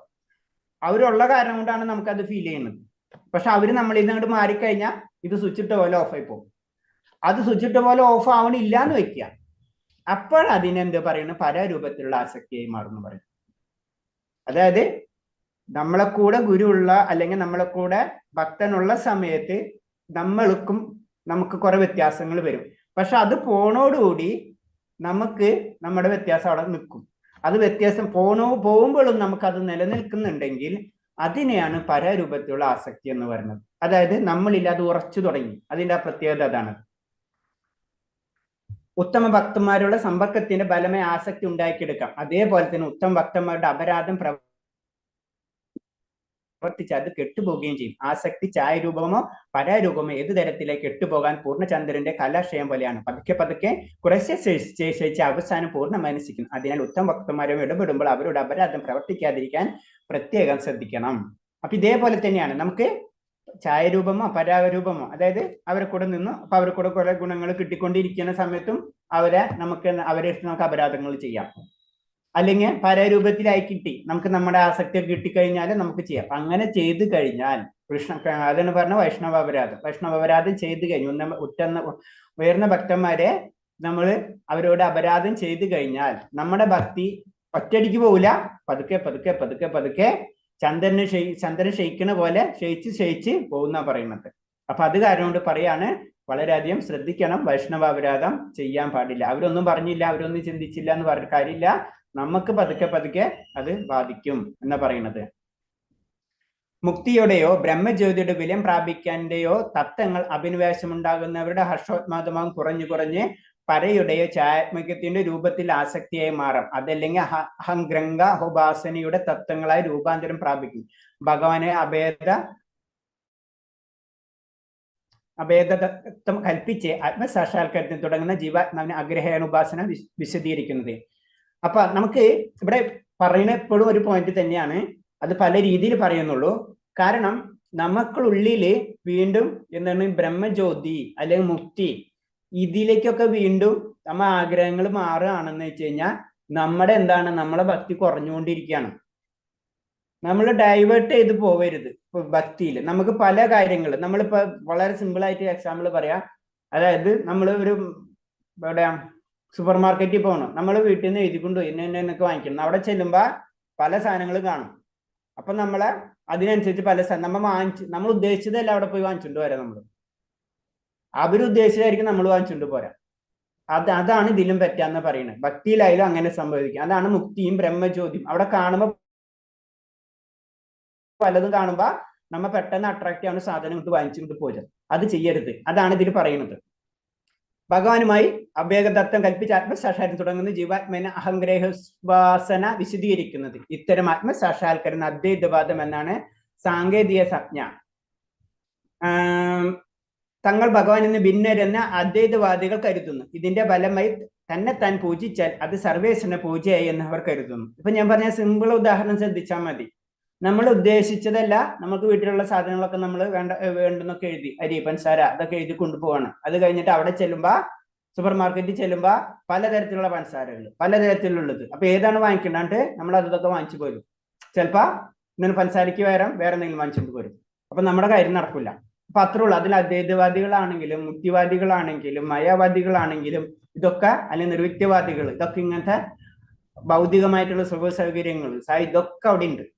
ഇവിടെ നിന്ന് നമ്മൾ ചെല്ലും, അവിടെ ചെന്നിട്ട് നമ്മൾ കുറെ കഷ്ടപ്പെടുന്ന പൈസ ഉണ്ടാക്കിയിട്ട് നമ്മൾ സാധനം വാങ്ങിക്കാൻ പോകുന്നത്. അപ്പൊ നമ്മുടെ പൈസ ഇതിനൊക്കെ അങ്ങോട്ട് ഉപയോഗിച്ചാളെ, നമ്മളെ ആവശ്യത്തിന് അത് കിട്ടിയില്ല. ഈ അവസ്ഥയാണ് പറയുന്നത്. അപ്പൊ അത് ശ്രദ്ധിക്കണം. നമ്മൾ ഉയരുമ്പോൾ പല കാര്യങ്ങളും നമുക്ക് തെളിഞ്ഞു വരും. അതിൽ ഭഗവാനെ തന്നെ, ഭഗവാന്റെ ലൈനിൽ കൂടെ തന്നെ പോകണം. വേറെ ഒന്നും നമ്മൾ പ്രതീക്ഷിക്കരുത്. അപ്പൊ അവിടെ എത്തുമ്പോഴാണ് പിന്നെ സ്വയം പൂജിച്ച് ഞാൻ എന്തിനു ഭഗവാനെ പൂജിക്കണം, ഞാനും തന്നെ ഈശ്വരനല്ല, ഭഗവാന്റെ അംശമല്ല ഈശ്വരൻ എന്നൊക്കെ പറഞ്ഞ് ലാസ്റ്റ് താഴ്ത്തിക്ക് പോയിക്കൊണ്ടിരിക്കുന്ന പറയണത്. ചിലപ്പോൾ ചില പ്രാരംഭ ഭക്തന്മാർ അത്യാവശ്യത്തോടെ പാട്ട് പാടുന്ന നൃത്തം ചെയ്യുന്നതും കാണാം. എന്നാൽ അവരുടെ എന്ന ഭാവം അദ്വൈതവാദം എന്ന സങ്കല്പം ശുദ്ധമായ ഉള്ളിന്റെ ഉള്ളിൽ താൻ ഭഗവാൻ ഐക്യം പ്രാപിച്ചിരിക്കുന്നു. മായ അതീന്ദ്രിയ ഭക്തി സാധനം തികച്ചും വിഭിന്നമാണ്. അപ്പൊ ഇത് പറയുന്നത് ഇതേപോലെ തന്നെയാണ്. നമ്മൾ എപ്പോഴും പറയാറുണ്ട് ഭക്തിയിൽ എടുത്ത് ചാടരുതെന്ന്. കാരണം പ്രാരംഭ ഭക്തന്മാർക്ക് അവർക്ക് പെട്ടെന്ന് കാണുമ്പോൾ പലതൊക്കെ ചെയ്യാൻ തോന്നും. അതാണ് പറഞ്ഞത്. അത് പിന്നെ പെട്ടെന്ന് മാറും. അവിടുത്തെ അത് ടേസ്റ്റ് കഴിയുന്നതുകൊണ്ട് അടുത്തേക്ക് ചാടും. അതാണ് പറഞ്ഞത്. അതാണ് ഇതിൽ പറഞ്ഞത്. അങ്ങനെ വരുമ്പോൾ അദ്വൈതവാദം എന്ന സങ്കല്പം ശുദ്ധമായ ഉള്ളിന്റെ ഉള്ളിൽ താൻ ഭഗവാൻ ഐക്യം പ്രാപിച്ചിരിക്കുന്നതുമായ അതീന്ദ്രിയമായ ഭക്തി സേവനത്തിന് തികഞ്ഞ് വിഭിന്നമാണ്. അപ്പൊ ശരിക്കും എന്താണ് ഇതല്ല ഭക്തി. പെട്ടെന്ന് എടുത്തു ചാടി പിന്നെ നമുക്ക് കുറച്ച് കഴിയുമ്പോ ഞാനാണ് ഭഗവാൻ എന്നൊക്കെയുള്ള ചിന്താഗതിയൊക്കെ വരും. ഞാൻ എന്നുള്ളത് കഴിഞ്ഞാൽ അല്ലാതെ അദ്വൈതം ഭഗവാൻ ഞാനെന്നുള്ള തുല്യത ഒന്നല്ല, ഇത് വ്യത്യാസമാണ്. ഭഗവാൻ വേറെ നമ്മൾ വേറെ എന്ന് പറയാണ്. എന്നാൽ നിയമക തത്വങ്ങൾ ഒന്നിനും വിധേയമാകാതെ അനുഷ്ഠാനങ്ങളൊന്നും കൂടാതെ ഏറ്റവും ശ്രേഷ്ഠമായ ഭക്തി വികസിച്ചിട്ടുള്ളവരുണ്ട്. ഇങ്ങനെയുള്ളവർ ഈ നിലയ്ക്കുള്ള ഭക്തി പൂർവ്വ ജന്മത്തിൽ നേടിയെടുത്തെന്ന് കരുതണം. അപ്പൊ ഞാൻ പലപ്പോഴും നമ്മൾ പറയുന്ന പോലെ തന്നെ അനുഷ്ഠാനങ്ങളും ആചാരങ്ങളും നമുക്ക് ആവശ്യമാണ്. പക്ഷെ ഇതിനേക്കാളൊക്കെ ഉയർന്ന വ്യക്തികളുണ്ട്. നമ്മൾ പണ്ട് സിമ്പിളായിട്ട് പറഞ്ഞു വാക്കർ ഉപയോഗിച്ച് നടക്കണം. വാക്കർ കഴിഞ്ഞു കഴിഞ്ഞാൽ ആവശ്യമില്ല, എല്ലാവരും വാക്കർ ഉപയോഗിക്കണം എന്നില്ല. അപ്പൊ അതേപോലെ തന്നെയാണ് കാര്യങ്ങൾ. നമ്മ അതിന് ഉയർന്നിക്ക് കഴിഞ്ഞു കഴിഞ്ഞാൽ പിന്നെ ഈ നിയമങ്ങളോ തത്വങ്ങളോ ഇതൊന്നും ബാധകമല്ല. ആ തലത്തിലേക്ക് ഉയർന്നു കഴിഞ്ഞ് നമ്മ വെള്ളത്തിൽ വീണാൽ നമ്മ താഴ്ത്തു പോകും. കാരണം നീന്താൻ അറിയില്ല. നീന്താൻ അറിയുന്നവർക്ക് വെള്ളത്തിൽ വീണാല് ഒരു പ്രശ്നമില്ല. എത്ര താഴമുള്ള എത്ര പറഞ്ഞ 10 അടിത്താഴോ അല്ലെങ്കിൽ 5 അടിത്താഴോ 20 അടിത്താഴോ എന്നുള്ള ബന്ധമില്ല. നമുക്കാണെങ്കിലോ നമുക്ക് ഒരടി ഇറങ്ങുമ്പോഴേക്കും വെള്ളത്തിൽ ഇറങ്ങുമ്പോഴേക്കും നമുക്ക് പേടിയാം. എന്നത് പറഞ്ഞ പോലെയാണ് പറഞ്ഞത്. നമ്മളത് പഠിച്ചതിന് ശേഷം ഇറങ്ങാൻ പാടുള്ളൂ. ഇവര് എന്താണ് അവര് പഠിച്ചിട്ടുള്ള കാരണം കൊണ്ട് അവർ ഏത് വെള്ളത്തിൽ വീണാലും കുഴപ്പമില്ല. അതാണ് പറഞ്ഞതിൽ വളരെ സിമ്പിൾ ആയിട്ട് പറഞ്ഞത്. ഭക്തിയോദ്യ സേവനത്തിൽ ഉയർന്ന നിലവാരത്തിൽ എത്തിയിട്ടുള്ളവർക്ക് പിന്നെ ഇവിടുത്തെ അനുഷ്ഠാനങ്ങളോ ആചാരങ്ങളോ ആവശ്യമില്ല എന്നാ പറഞ്ഞു. ആ അവസ്ഥയിൽ എത്താത്തിടത്തോളം കാലം ഇതൊക്കെ ആവശ്യമാണ്. എന്നാലേ നമ്മൾ ഉയരുള്ളൂ. സിമ്പിൾ ആയിട്ട് പറഞ്ഞു കഴിഞ്ഞാൽ നമ്മള് നീന്തൽ അറിയണമെങ്കിൽ അത് നീന്തൽ പഠിക്കണം. ഭക്തി സേവനത്തിന്റെ ക്രമമായ പുരോഗതി ഒരാൾക്കുണ്ടെന്നുവെങ്കിൽ ഭഗവാന്റെ കാരുണ്യം കൊണ്ടാണെന്ന് മനസ്സിലാക്കണം. വല്ലപ്പോഴുമൊക്കെ യാദൃച്ഛികമായ ഭക്തി സേവനത്തിന്റെ നിലവാരത്തിൽ നിന്നും താഴോട്ട് പോയിട്ട് പോലും ഒരാളുടെ ഭൗതികമായ സുഖഭംഗം വിരക്തി ഉണ്ടായി അയാൾ ഹർഷോത്മതം ഭക്തി വീഴ്ചയുണ്ടെങ്കിൽ അത് അസൂയപ്പെടരുതേ. പിന്നെ അടുത്ത് പറഞ്ഞത് എന്നാണ് നമുക്ക് കിട്ടുന്ന പ്ലസ് പോയിന്റ്സ് ഉള്ളതാ. ചിലപ്പോൾ നമ്മൾ ചില സമയങ്ങളിൽ നമ്മളെ ഭക്തി താഴ്ന്നു പോകാം. അത് വിഷമിക്കണ്ട. നമുക്ക് ഭഗവാന്റെ കാര്യം കൊണ്ട് നമുക്കൊരു ഭക്തി കിട്ടിയിട്ടുണ്ട്. പക്ഷെ ചില സമയങ്ങൾ പലപ്പോഴൊക്കെ യാദർച്ഛ്യമ ഭക്തി സേവനത്തിന്റെ നിലവാരത്തിന് താഴോട്ട് പോയിട്ടുണ്ടെങ്കിൽ പോലും അങ്ങനെ സംഭവിക്കാം. കാരണം മായയുടെ ശക്തി അത്ര പവർഫുൾ ആണ് മായയുടെ ശക്തി. പല കാര്യങ്ങളും നമ്മൾ അങ്ങോട്ട് വലിച്ചിടും, നമ്മൾ അതിൽ കിടന്നു, പിന്നെ പെട്ടെന്ന് വീണ്ടും നമുക്ക് ഇതിലേക്ക് വരാനുള്ള സാധ്യത വീണ്ടും തുറന്നു കിട്ടും, വീണ്ടും അവൻ ഇതിലേക്ക് വരും. അത് വിഷമിക്കേണ്ട. ഒരാൾ ഭൗതിക സുഖഭോഗങ്ങൾ വിരക്തി ഉണ്ടായി അയാളെ ഹർഷോത്മത ഭക്തി വികസിച്ചിട്ടുണ്ടെങ്കിൽ അതിൽ അസൂയപ്പെടരുതേ. അപ്പൊ അവൻ കുറെ കാലം അങ്ങനെ ആയാലും നടന്നത്, ഇപ്പൊ അങ്ങനെ ഭക്തി, അതൊന്നും നമ്മൾ ചിന്തിക്കേണ്ട. അതൊന്നും ഭക്തി എന്ന് പറഞ്ഞത് അങ്ങനെയാണ് എന്ന് പറയാണ്. ഭഗവാനെ അചഞ്ചലമായ വിശ്വാസവും ഭക്തിയുള്ളയാൾ ശുദ്ധമായ ഭക്തി ഉപാസനയുടെ മാർഗത്തിൽ നിന്ന് യാദർച്ഛ്യമായി ഒട്ടും തന്നെ വ്യതിചലിച്ച് പോയാൽ തന്നെയും അയാളുടെ ഉത്തമ ഭക്തന്മാരുടെ കൂട്ടത്തിൽ കണക്ക് കൂട്ടണമെന്ന് ഭഗവത്ഗീത പറയുന്നുണ്ട്. ഭക്തി ഉപാസനയിലും ഭക്തന്റെ കൃഷ്ണനിലും ആത്മീയാചാര്യനിലുള്ള അചഞ്ചലമായ ഭക്തി ഒരുവനെ ഭക്തി ഉപാസനയുടെ ഉന്നതമായ സോപാനങ്ങളിൽ എത്തിക്കും. അപ്പൊ ഉയർന്ന ഭക്തന്മാര് ചിലപ്പോ എന്തെങ്കിലും രീതിയിൽ വീഴ്ചകൾ പറ്റില്ല. ചന്ദ്രന്റെ പ്രകാശത്തിൽ കറുത്ത പൊട്ടുണ്ടെന്ന് വെച്ചിട്ടുണ്ട്. ചന്ദ്രന്റെ പ്രകാശം കുറയാത്ത പോലെയാണ് ഭക്തന്മാരെ സംബന്ധിച്ച് പറയുന്നത്. ഭക്തന്മാർക്ക് ചില എന്തെങ്കിലും തെറ്റുകൾ പറ്റിയിട്ടുണ്ടെങ്കിൽ അങ്ങനെ എഴുതി തള്ളാൻ പാടില്ല. അതാണ് ചുരുക്കം പറഞ്ഞു കഴിഞ്ഞാല്. അവര് വീണ്ടും ആ ഭക്തിഉപാസനയുടെ ഉന്നത സ്ഥാനങ്ങളിലെത്തും. അവർ ആ പൊസിഷനിൽ എത്തിക്കഴിഞ്ഞ വ്യക്തികളാണ്. അതാണ് അതിന്റെ പ്രത്യേകത. അപ്പൊ വീഴാനുള്ള സാധ്യത ഇല്ല. വീണ് കഴിഞ്ഞാലും അത് വീണതായി കണക്കിടും. കാരണം അവർ വീണ്ടും എണീക്കും. അതാണ് ആ ലെവലിൽ എത്തിക്കഴിഞ്ഞാൽ. ഒരു പർട്ടിക്കുലർ ലെവലിൽ എത്തിക്കഴിഞ്ഞാല് വീണ് കഴിഞ്ഞാൽ നമുക്ക് എണീക്കാൻ പറ്റും. അതേവരെ ചിലപ്പോൾ വീണ ഇരിക്കാൻ പറ്റുന്നില്ല. പക്ഷെ അതിനു വേണ്ടി വീഴാതിരിക്കാൻ വേണ്ടി എപ്പോഴും നമ്മൾ ശ്രമിക്കാം. ഹരേ കൃഷ്ണ. ഇതില് ഇന്നത്തെ ക്ലാസ്സിൽ മെയിൻ ആയിട്ട് പറഞ്ഞത് നമ്മള് എന്താ പറഞ്ഞത്? ഇന്നത്തെ ക്ലാസ്സിൽ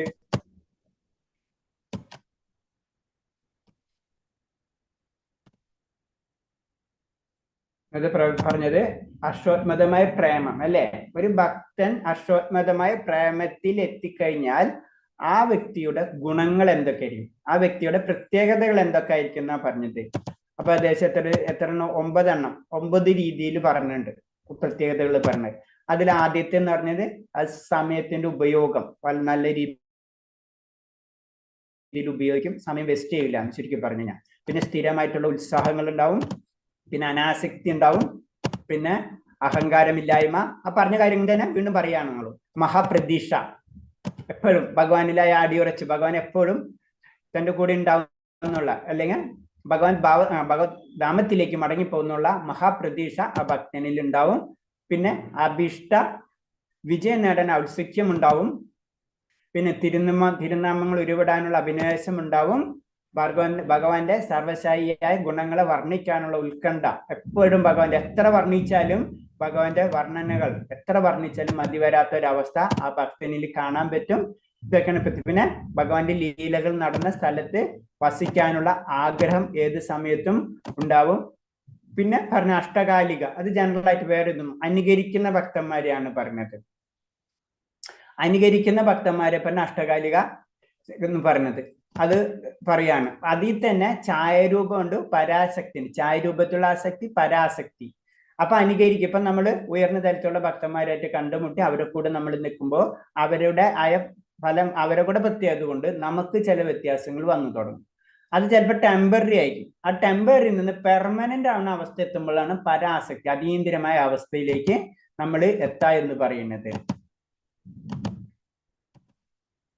കൃഷ്ണ. ഇത്രയാണ് മെയിൻ ആയിട്ടുള്ള പോയിന്റ്സുകൾ ഇതിലുള്ളത്. ഇതിൽ എന്തെങ്കിലും സംശയം ഉണ്ടോ?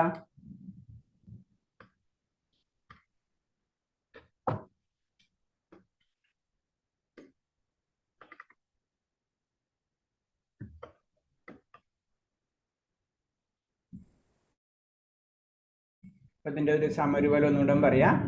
അശ്വത്മതമായ പ്രേമിയുടെ സ്വഭാവം, ഒരു ഭക്തന്റെ സ്വഭാവം പറയാണ്. അതിൽ സവിശേഷമായിട്ടുള്ള ഗുണങ്ങൾ, ആ വ്യക്തിക്ക് ഉണ്ടാവുന്ന ഗുണങ്ങളാണ് നമ്മൾ ഇത്രയും പറഞ്ഞ പോയിന്റ്സുകൾ. ഒരു ഭക്തനാവുമ്പോൾ സമയത്തിന്റെ ഉപയോഗം ഉണ്ടാവും, ക്ഷമാശീലം അല്ലെങ്കിൽ സ്ഥിരോത്സാഹം ഉണ്ടാവും, ഭൗതിക ഗുണങ്ങളിൽ അനാസക്തി ഉണ്ടാവും, അഹങ്കാരമില്ലായ്മ, ഭഗവത് കാരുണ്യത്തിൽ ദൃഢവിശ്വാസം, ഞാൻ എന്തായാലും തീർച്ചയായിട്ടും ഭഗവത് ലോകത്തിലേക്ക് കടക്കും എന്നുള്ളൊരു വിശ്വാസം ഉണ്ടായിരിക്കും.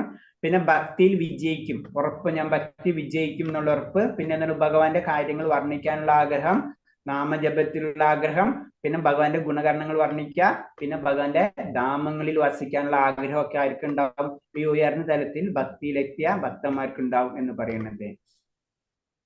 പിന്നെ അനാസക്തി എന്ന് പറയുമ്പോൾ എന്താണ് അനാസക്തി എന്ന് പറയുമ്പോൾ അതിന് ഉദാഹരണമാണ് പറയുന്നത്. പരീക്ഷിത്ത് മഹാരാജന്റെ കഥ പറയാണ്. പരീക്ഷിത്ത് മഹാരാജാവ് എന്താണ് മരണസമയത്ത് എന്താണ് വേറൊന്നുമില്ല, ഭക്തി മാത്രം ആഗ്രഹിക്കുക, വേറെ ഭൗതികമായിട്ടുള്ള എല്ലാതും വിടാണ്. അത് മരണസമയത്ത് ക്ഷമ. പിന്നെ ഭരത മഹാരാജാവ് കാരണം എല്ലാ കുടുംബമൊക്കെ വിട്ടുപോണത്, പിന്നെ ഇവിടെ ജന്മി വിട്ടുപോയിട്ട് വൃന്ദാവനത്തിൽ താമസിക്കുന്നത്, ഇതൊക്കെ എന്താണ് അനാസക്തിയുടെ ഉദാഹരണങ്ങളാണ് പറയുന്നത്. പിന്നെ അനുകരണം, നമ്മൾ അനുകരണിക്കേണ്ട കാര്യം പറയാണ്. അനുകരണത്തിനെ പറ്റി പറയാണ്. എന്താണ് ചായരൂപത്തിലുള്ള ആസക്തി, പരാസക്തി, അങ്ങനെ രണ്ട് രൂപത്തിലുള്ള അനുകരണങ്ങൾ ഉണ്ടെന്ന് പറയാണ്. അപ്പൊ അതില് ആദ്യത്തെ പറയണെന്ന് വെച്ച് കഴിഞ്ഞാല് ചായരൂപങ്ങൾ എന്ന് പറയുമ്പോൾ അതിൽ വരുന്നതാണ് ഭക്തി സമ്പർക്കം കൊണ്ട് നമ്മൾ പറഞ്ഞു ഉയർന്ന തലത്തിലുള്ള ഭക്തന്റെ സമ്പർക്കം കൊണ്ട് നമുക്ക് ഉണ്ടാവും. പക്ഷെ അതെന്നിട്ട് ചഞ്ചലമായിരിക്കും. കുറച്ച് കഴിയുമ്പോൾ ചിലപ്പോൾ നമ്മളോടുള്ള ഭക്തം പോയി കഴിഞ്ഞാൽ നമ്മളവിടെ വിട്ടുപോകും. അത് ഉണ്ടാവാൻ പാടില്ല. അത് ഉണ്ടാവുന്ന ആ ലെവത്തിലാണ് ചഞ്ചലമായ അവസ്ഥ എന്ന് പറയുന്നത്. അതാണ് ചായരൂപം. ഒരു തരത്തിൽ അനുകരണമാണ്. അത് കഴിഞ്ഞു കഴിഞ്ഞാൽ അത് പോയി അവിടെ നിന്ന് പരാസക്തിയിലേക്ക് കടക്കണത്. പരാസക്തിയിലേക്ക് പോയി കഴിഞ്ഞാൽ അത് അവിടെ ഇല്ലെങ്കിലും നമുക്ക് എന്താണ് അത് ഫീൽ ചെയ്യും. അത് നമുക്ക് അതീന്ദ്ര അവസ്ഥയിൽ തന്നെ ആ ഭക്തി നമുക്ക് വരും. അതാണ് പരാസക്തി. അത് വേദനകൾ തിരോഭവിക്കുന്ന അവസ്ഥ, അതായത് ഭൗതിക അവസ്ഥയിൽ നിന്ന് മാറും. ആ വ്യക്തി അവിടെ ഇല്ലെങ്കിലും കുഴപ്പമില്ല, നമുക്ക് ഉണ്ടാവില്ല, നമുക്ക് അത്രയും പവർ കിട്ടിയിട്ടുണ്ടാവും. അതാണ് അനുകരണാവസ്ഥയിൽ രണ്ട് ശക്തി, ഒന്ന് ചായരൂപത്തിലും ഒന്ന് പരാസക്തിയിലും. അപ്പൊ ചായരൂപത്തിൽ നിന്ന് പരാസക്തിയിലേക്ക് കടക്കുന്ന അവസ്ഥ ചിലർക്ക് നേരിട്ടുണ്ടാവുമായിരിക്കും, എല്ലാവർക്കും അവിടെ നിന്നില്ല. 99% 100% ചായരൂപത്തിലായിരിക്കും, ചിലപ്പോൾ 1% പരാസക്തിയിൽ നേരിട്ടും കിട്ടാം. സാധാരണ ചായരൂപത്തിൽ നിന്ന് പരാസക്തിയിലേക്ക് കടക്കാണ് ചെയ്യുന്നത്. പിന്നെ അപജയങ്ങൾ, നമുക്ക് തെറ്റുകൾ പറ്റിപ്പോണ അവസ്ഥകളാണ് പറയുന്നത്. തെറ്റുകൾ തെറ്റിപ്പോരുന്നതിന് അഷ്ടകാലിക ലീല, നമ്മൾ ഭക്തിയിലേക്ക് വരുന്നത് അഷ്ടകാലിക, വെറുതെ അനുകരണമായിട്ട് മാറാം. പലരും അനുകരിക്കണം മെത്തേഡ് ഉപയോഗിച്ച് വെറുതെ അനുകരണം, അത് കൃത്യമായിട്ട് അനുകരണം. അങ്ങനെ മാത്രമായി പോയി കഴിഞ്ഞാൽ നമ്മൾ അപജയങ്ങളാണ് പറയുന്നത്. പിന്നെ അദ്വൈത ഭാവം, ഭഗവാനും ഞാനും ഒന്നാണ്, ഭഗവാനായിട്ട് ഐക്യസങ്കല്പമൊക്കെ വരുന്നത് അതെന്താണ്, അത് അപജയങ്ങളാണ്. പിന്നെ എന്താണ് ഭക്തജനങ്ങളോടുള്ള അപരാധങ്ങൾ, ഭക്തജനങ്ങളോട് നമ്മൾ തെറ്റുകൾ ചെയ്യേണ്ടതൊക്കെ അപരാധമാണ്. അതൊക്കെ എന്താണ് ഭക്തി ക്ഷയിക്കും. നമ്മൾ ഇത്രയും കാലം ഉണ്ടാക്കിയെടുത്ത ഭക്തി ക്ഷയിച്ചുകൊണ്ടിരിക്കുന്നത്, അത് നമ്മ പോലും അറിയില്ല. അത് ക്ഷയിച്ച് ചന്ദ്രന്റെ ക്ഷയം പോലെ ക്ഷയിച്ച് ഇല്ലാതാവും എന്ന് പറഞ്ഞു. അപ്പൊ വളരെയധികം ശ്രദ്ധിക്കേണ്ടതാണ് എന്ന് വൈഷ്ണവര. അതാരണം നമ്മൾ വൈഷ്ണവര എന്ന് പറയുന്നത് നമുക്ക് ആരും അറിയാം, വൈഷ്ണവ നമുക്ക് ആരും അറിയില്ല. അത് ആരോടും അപരാധം ചെയ്യാതിരിക്കുക, അതാണ് നമ്മൾക്ക് ചെയ്യാൻ പറ്റുള്ളൂ. അതാണ് ശ്രദ്ധിച്ചാൽ അറിയാം. നമ്മൾ ആരോടും അപരാധം ചെയ്യാതിരിക്കാൻ പരിശ്രമിക്കും. എല്ലാവരും അങ്ങനെ ചെയ്യാൻ ശ്രമിക്കാം. കാരണം ആരും അറിയില്ല വൈഷ്ണവന്. അതാണ് അതിന്റെ പ്രത്യേകത. ഉയർന്ന ഭക്തർ കണ്ടു കഴിഞ്ഞാൽ തീർച്ചയായിട്ടും നമ്മൾ ശ്രദ്ധിക്കണം. പിന്നെ വിജയത്തിന്റെ നമ്മളെ കാര്യങ്ങളിലേക്ക് മുന്നോട്ട് പോകുമ്പോൾ നമ്മൾ ചിന്തിക്കണം, വിജയം എന്ന് പറയുന്നത് ഭഗവാന്റെ കാരുണ്യാണ്, ഗുരുവിനോടുള്ള അചഞ്ചലമായിട്ടുള്ള ഭക്തിയാണ്, പിന്നെ ഭഗവതിയുടെ അംഗീകാരം, അതായത് ഭഗവാനെ അംഗീകരിക്കുകയാണ് നമ്മൾ. അപ്പൊ ഇങ്ങനത്തെ കാര്യങ്ങളാണ് നമ്മളെ വിജയത്തിൽ ഭക്തിയിൽ നമ്മൾ വിജയിക്കണമെങ്കിൽ നമുക്ക് ലഭിക്കണം എന്ന് പറയുന്നത്. ഹരേ കൃഷ്ണ. ഇനി നിങ്ങൾ പറയാം, കുറെ ഞാൻ പറഞ്ഞു. ഹരേ കൃഷ്ണ. ഹരേ കൃഷ്ണ പ്രഭുജി. നമ്മൾ ആസക്തി പറയുന്നില്ല, ആസക്തി എന്നാൽ സുഖഭോഗങ്ങളിൽ നിന്ന് പ്രലോഭനങ്ങളിൽ നിന്ന് കൃത്രിമമായിട്ട്, അതെങ്ങനെ കൃത്രിമമായി എന്ന് പറയുന്നത് അതെന്താ പ്രഭുജി? കൃത്രിമമായിട്ടല്ല, ആദ്യത്തെ ഇനീഷ്യൽ സ്റ്റേജിൽ നമുക്ക് ഇപ്പൊ നമ്മളെടുത്ത് വളരെ സിമ്പിൾ ആയിട്ട് ഞാൻ പെട്ടെന്ന് മനസ്സിലാന്ന് വെച്ചാൽ നമ്മളെടുത്ത് ഒരു പാൽപ്പായസം കൊണ്ടുവച്ച് നിൽക്കാം കുടിക്കാൻ വേണ്ടി. അപ്പൊ എന്താണ്, നമ്മൾ ആദ്യത്തെ സ്റ്റേജിൽ നമ്മൾ വേണ്ടെന്ന് തന്നെ പറയണം. പിന്നെ ഒരു സ്റ്റേജിൽ എത്തുമ്പോൾ പാൽപ്പായസം അവിടെ ഇരുന്നാലും നമുക്കത് ഫീൽ ചെയ്യില്ല. അത് പാൽപ്പായസം ഇരുന്നാലും എന്തിരുന്നാലും അത് അവിടെ ഇരിക്കുന്നുണ്ടെന്നല്ലാണ്ട് നമ്മളെ എഫക്ട് ചെയ്യാത്ത ഒരവസ്ഥ, അതാണ് അനാസക്തി. ആദ്യത്തെ സ്റ്റേജിൽ അത് നമ്മളെ എഫക്ട് ചെയ്യും. പാൽപ്പായസം ഇരുന്ന് 2 ദിവസം നമുക്ക് നോക്കുമ്പോൾ ഇരുന്ന് കുടിക്കാൻ തോന്നുന്നു, അതാണ് ആസക്തി. അപ്പൊ ആദ്യത്തെ സ്റ്റേജിൽ അത് വരുന്ന കാരണം കൊണ്ട് നമ്മൾ എന്ത് ചെയ്യണം, അത് മാറ്റി വെക്കണം. അതാണ് പ്രശ്നം. അതാണ് അതിൽ പറയുന്നത്. ആദ്യത്തെ സ്റ്റേജ് കഴിഞ്ഞിട്ട് 2ാമത്തെ സ്റ്റേജിൽ എത്തിക്കഴിഞ്ഞാൽ പ്രശ്നമില്ല. ഹരേ കൃഷ്ണ. ഹരേ കൃഷ്ണ. ഓക്കെ, നമുക്ക് നിർത്താം. അപ്പൊ വേറെ സംശയങ്ങളുണ്ടോ? ഇന്ന് സത്സംഗം ഉണ്ട്. സത്സംഗം ഉണ്ടല്ലോ അല്ലേ? ഹരേ കൃഷ്ണ. ഹരേ കൃഷ്ണ. ശരി, അപ്പൊ നിർത്തപ്പ. പാഞ്ചകൽപരൂപച്ച കൃപാസിന്ദേവച്ച പതിനാം പാവനേപി വൈഷ്ണവേപി നമാനന്ദകോടി വൈഷ്ണവ ഭക്തർക്ക് ഭഗവാദിക്ക് ഗുരുദേവിക്ക് ഹരേ കൃഷ്ണ. എല്ലാവർക്കും പ്രണാമം. നമുക്ക് നാമം ജപിക്കാം. ഹരേ കൃഷ്ണ ഹരേ കൃഷ്ണ കൃഷ്ണ കൃഷ്ണ ഹരേ ഹരേ രാമ രാമ രാമ ഹരേ ഹരേ കൃഷ്ണ കൃഷ്ണ കൃഷ്ണ ഹരേ ഹരേ രാമ രാമ രാമ ഹരേ ഹരേ കൃഷ്ണ കൃഷ്ണ കൃഷ്ണ ഹരേ രാമ രാമ രാമ ഹരേ ഹരേ കൃഷ്ണ. ഹരേ കൃഷ്ണ ഹരേ കൃഷ്ണ. വിജയമാതാജി സത്സംഗം എന്താണെന്ന് അറിയില്ല, അന്താക്ഷരിയാണോന്ന് അറിയില്ല. ഇന്ന് അന്താക്ഷരിയാണോന്ന് അറിയില്ല. എന്തായാലും കയറാൻ പറ്റില്ല. നല്ല തലവേദനയാണ്. ഞാൻ ക്ലാസ് അറ്റൻഡ് ചെയ്തേ ഉള്ളൂ. അന്താക്ഷരിയാണ് എന്ന് പറഞ്ഞു. ഞാനും കയറില്ല. ഞാനിപ്പോ സ്ഥലത്തേക്ക് പോവുക. നല്ല തലവേദന.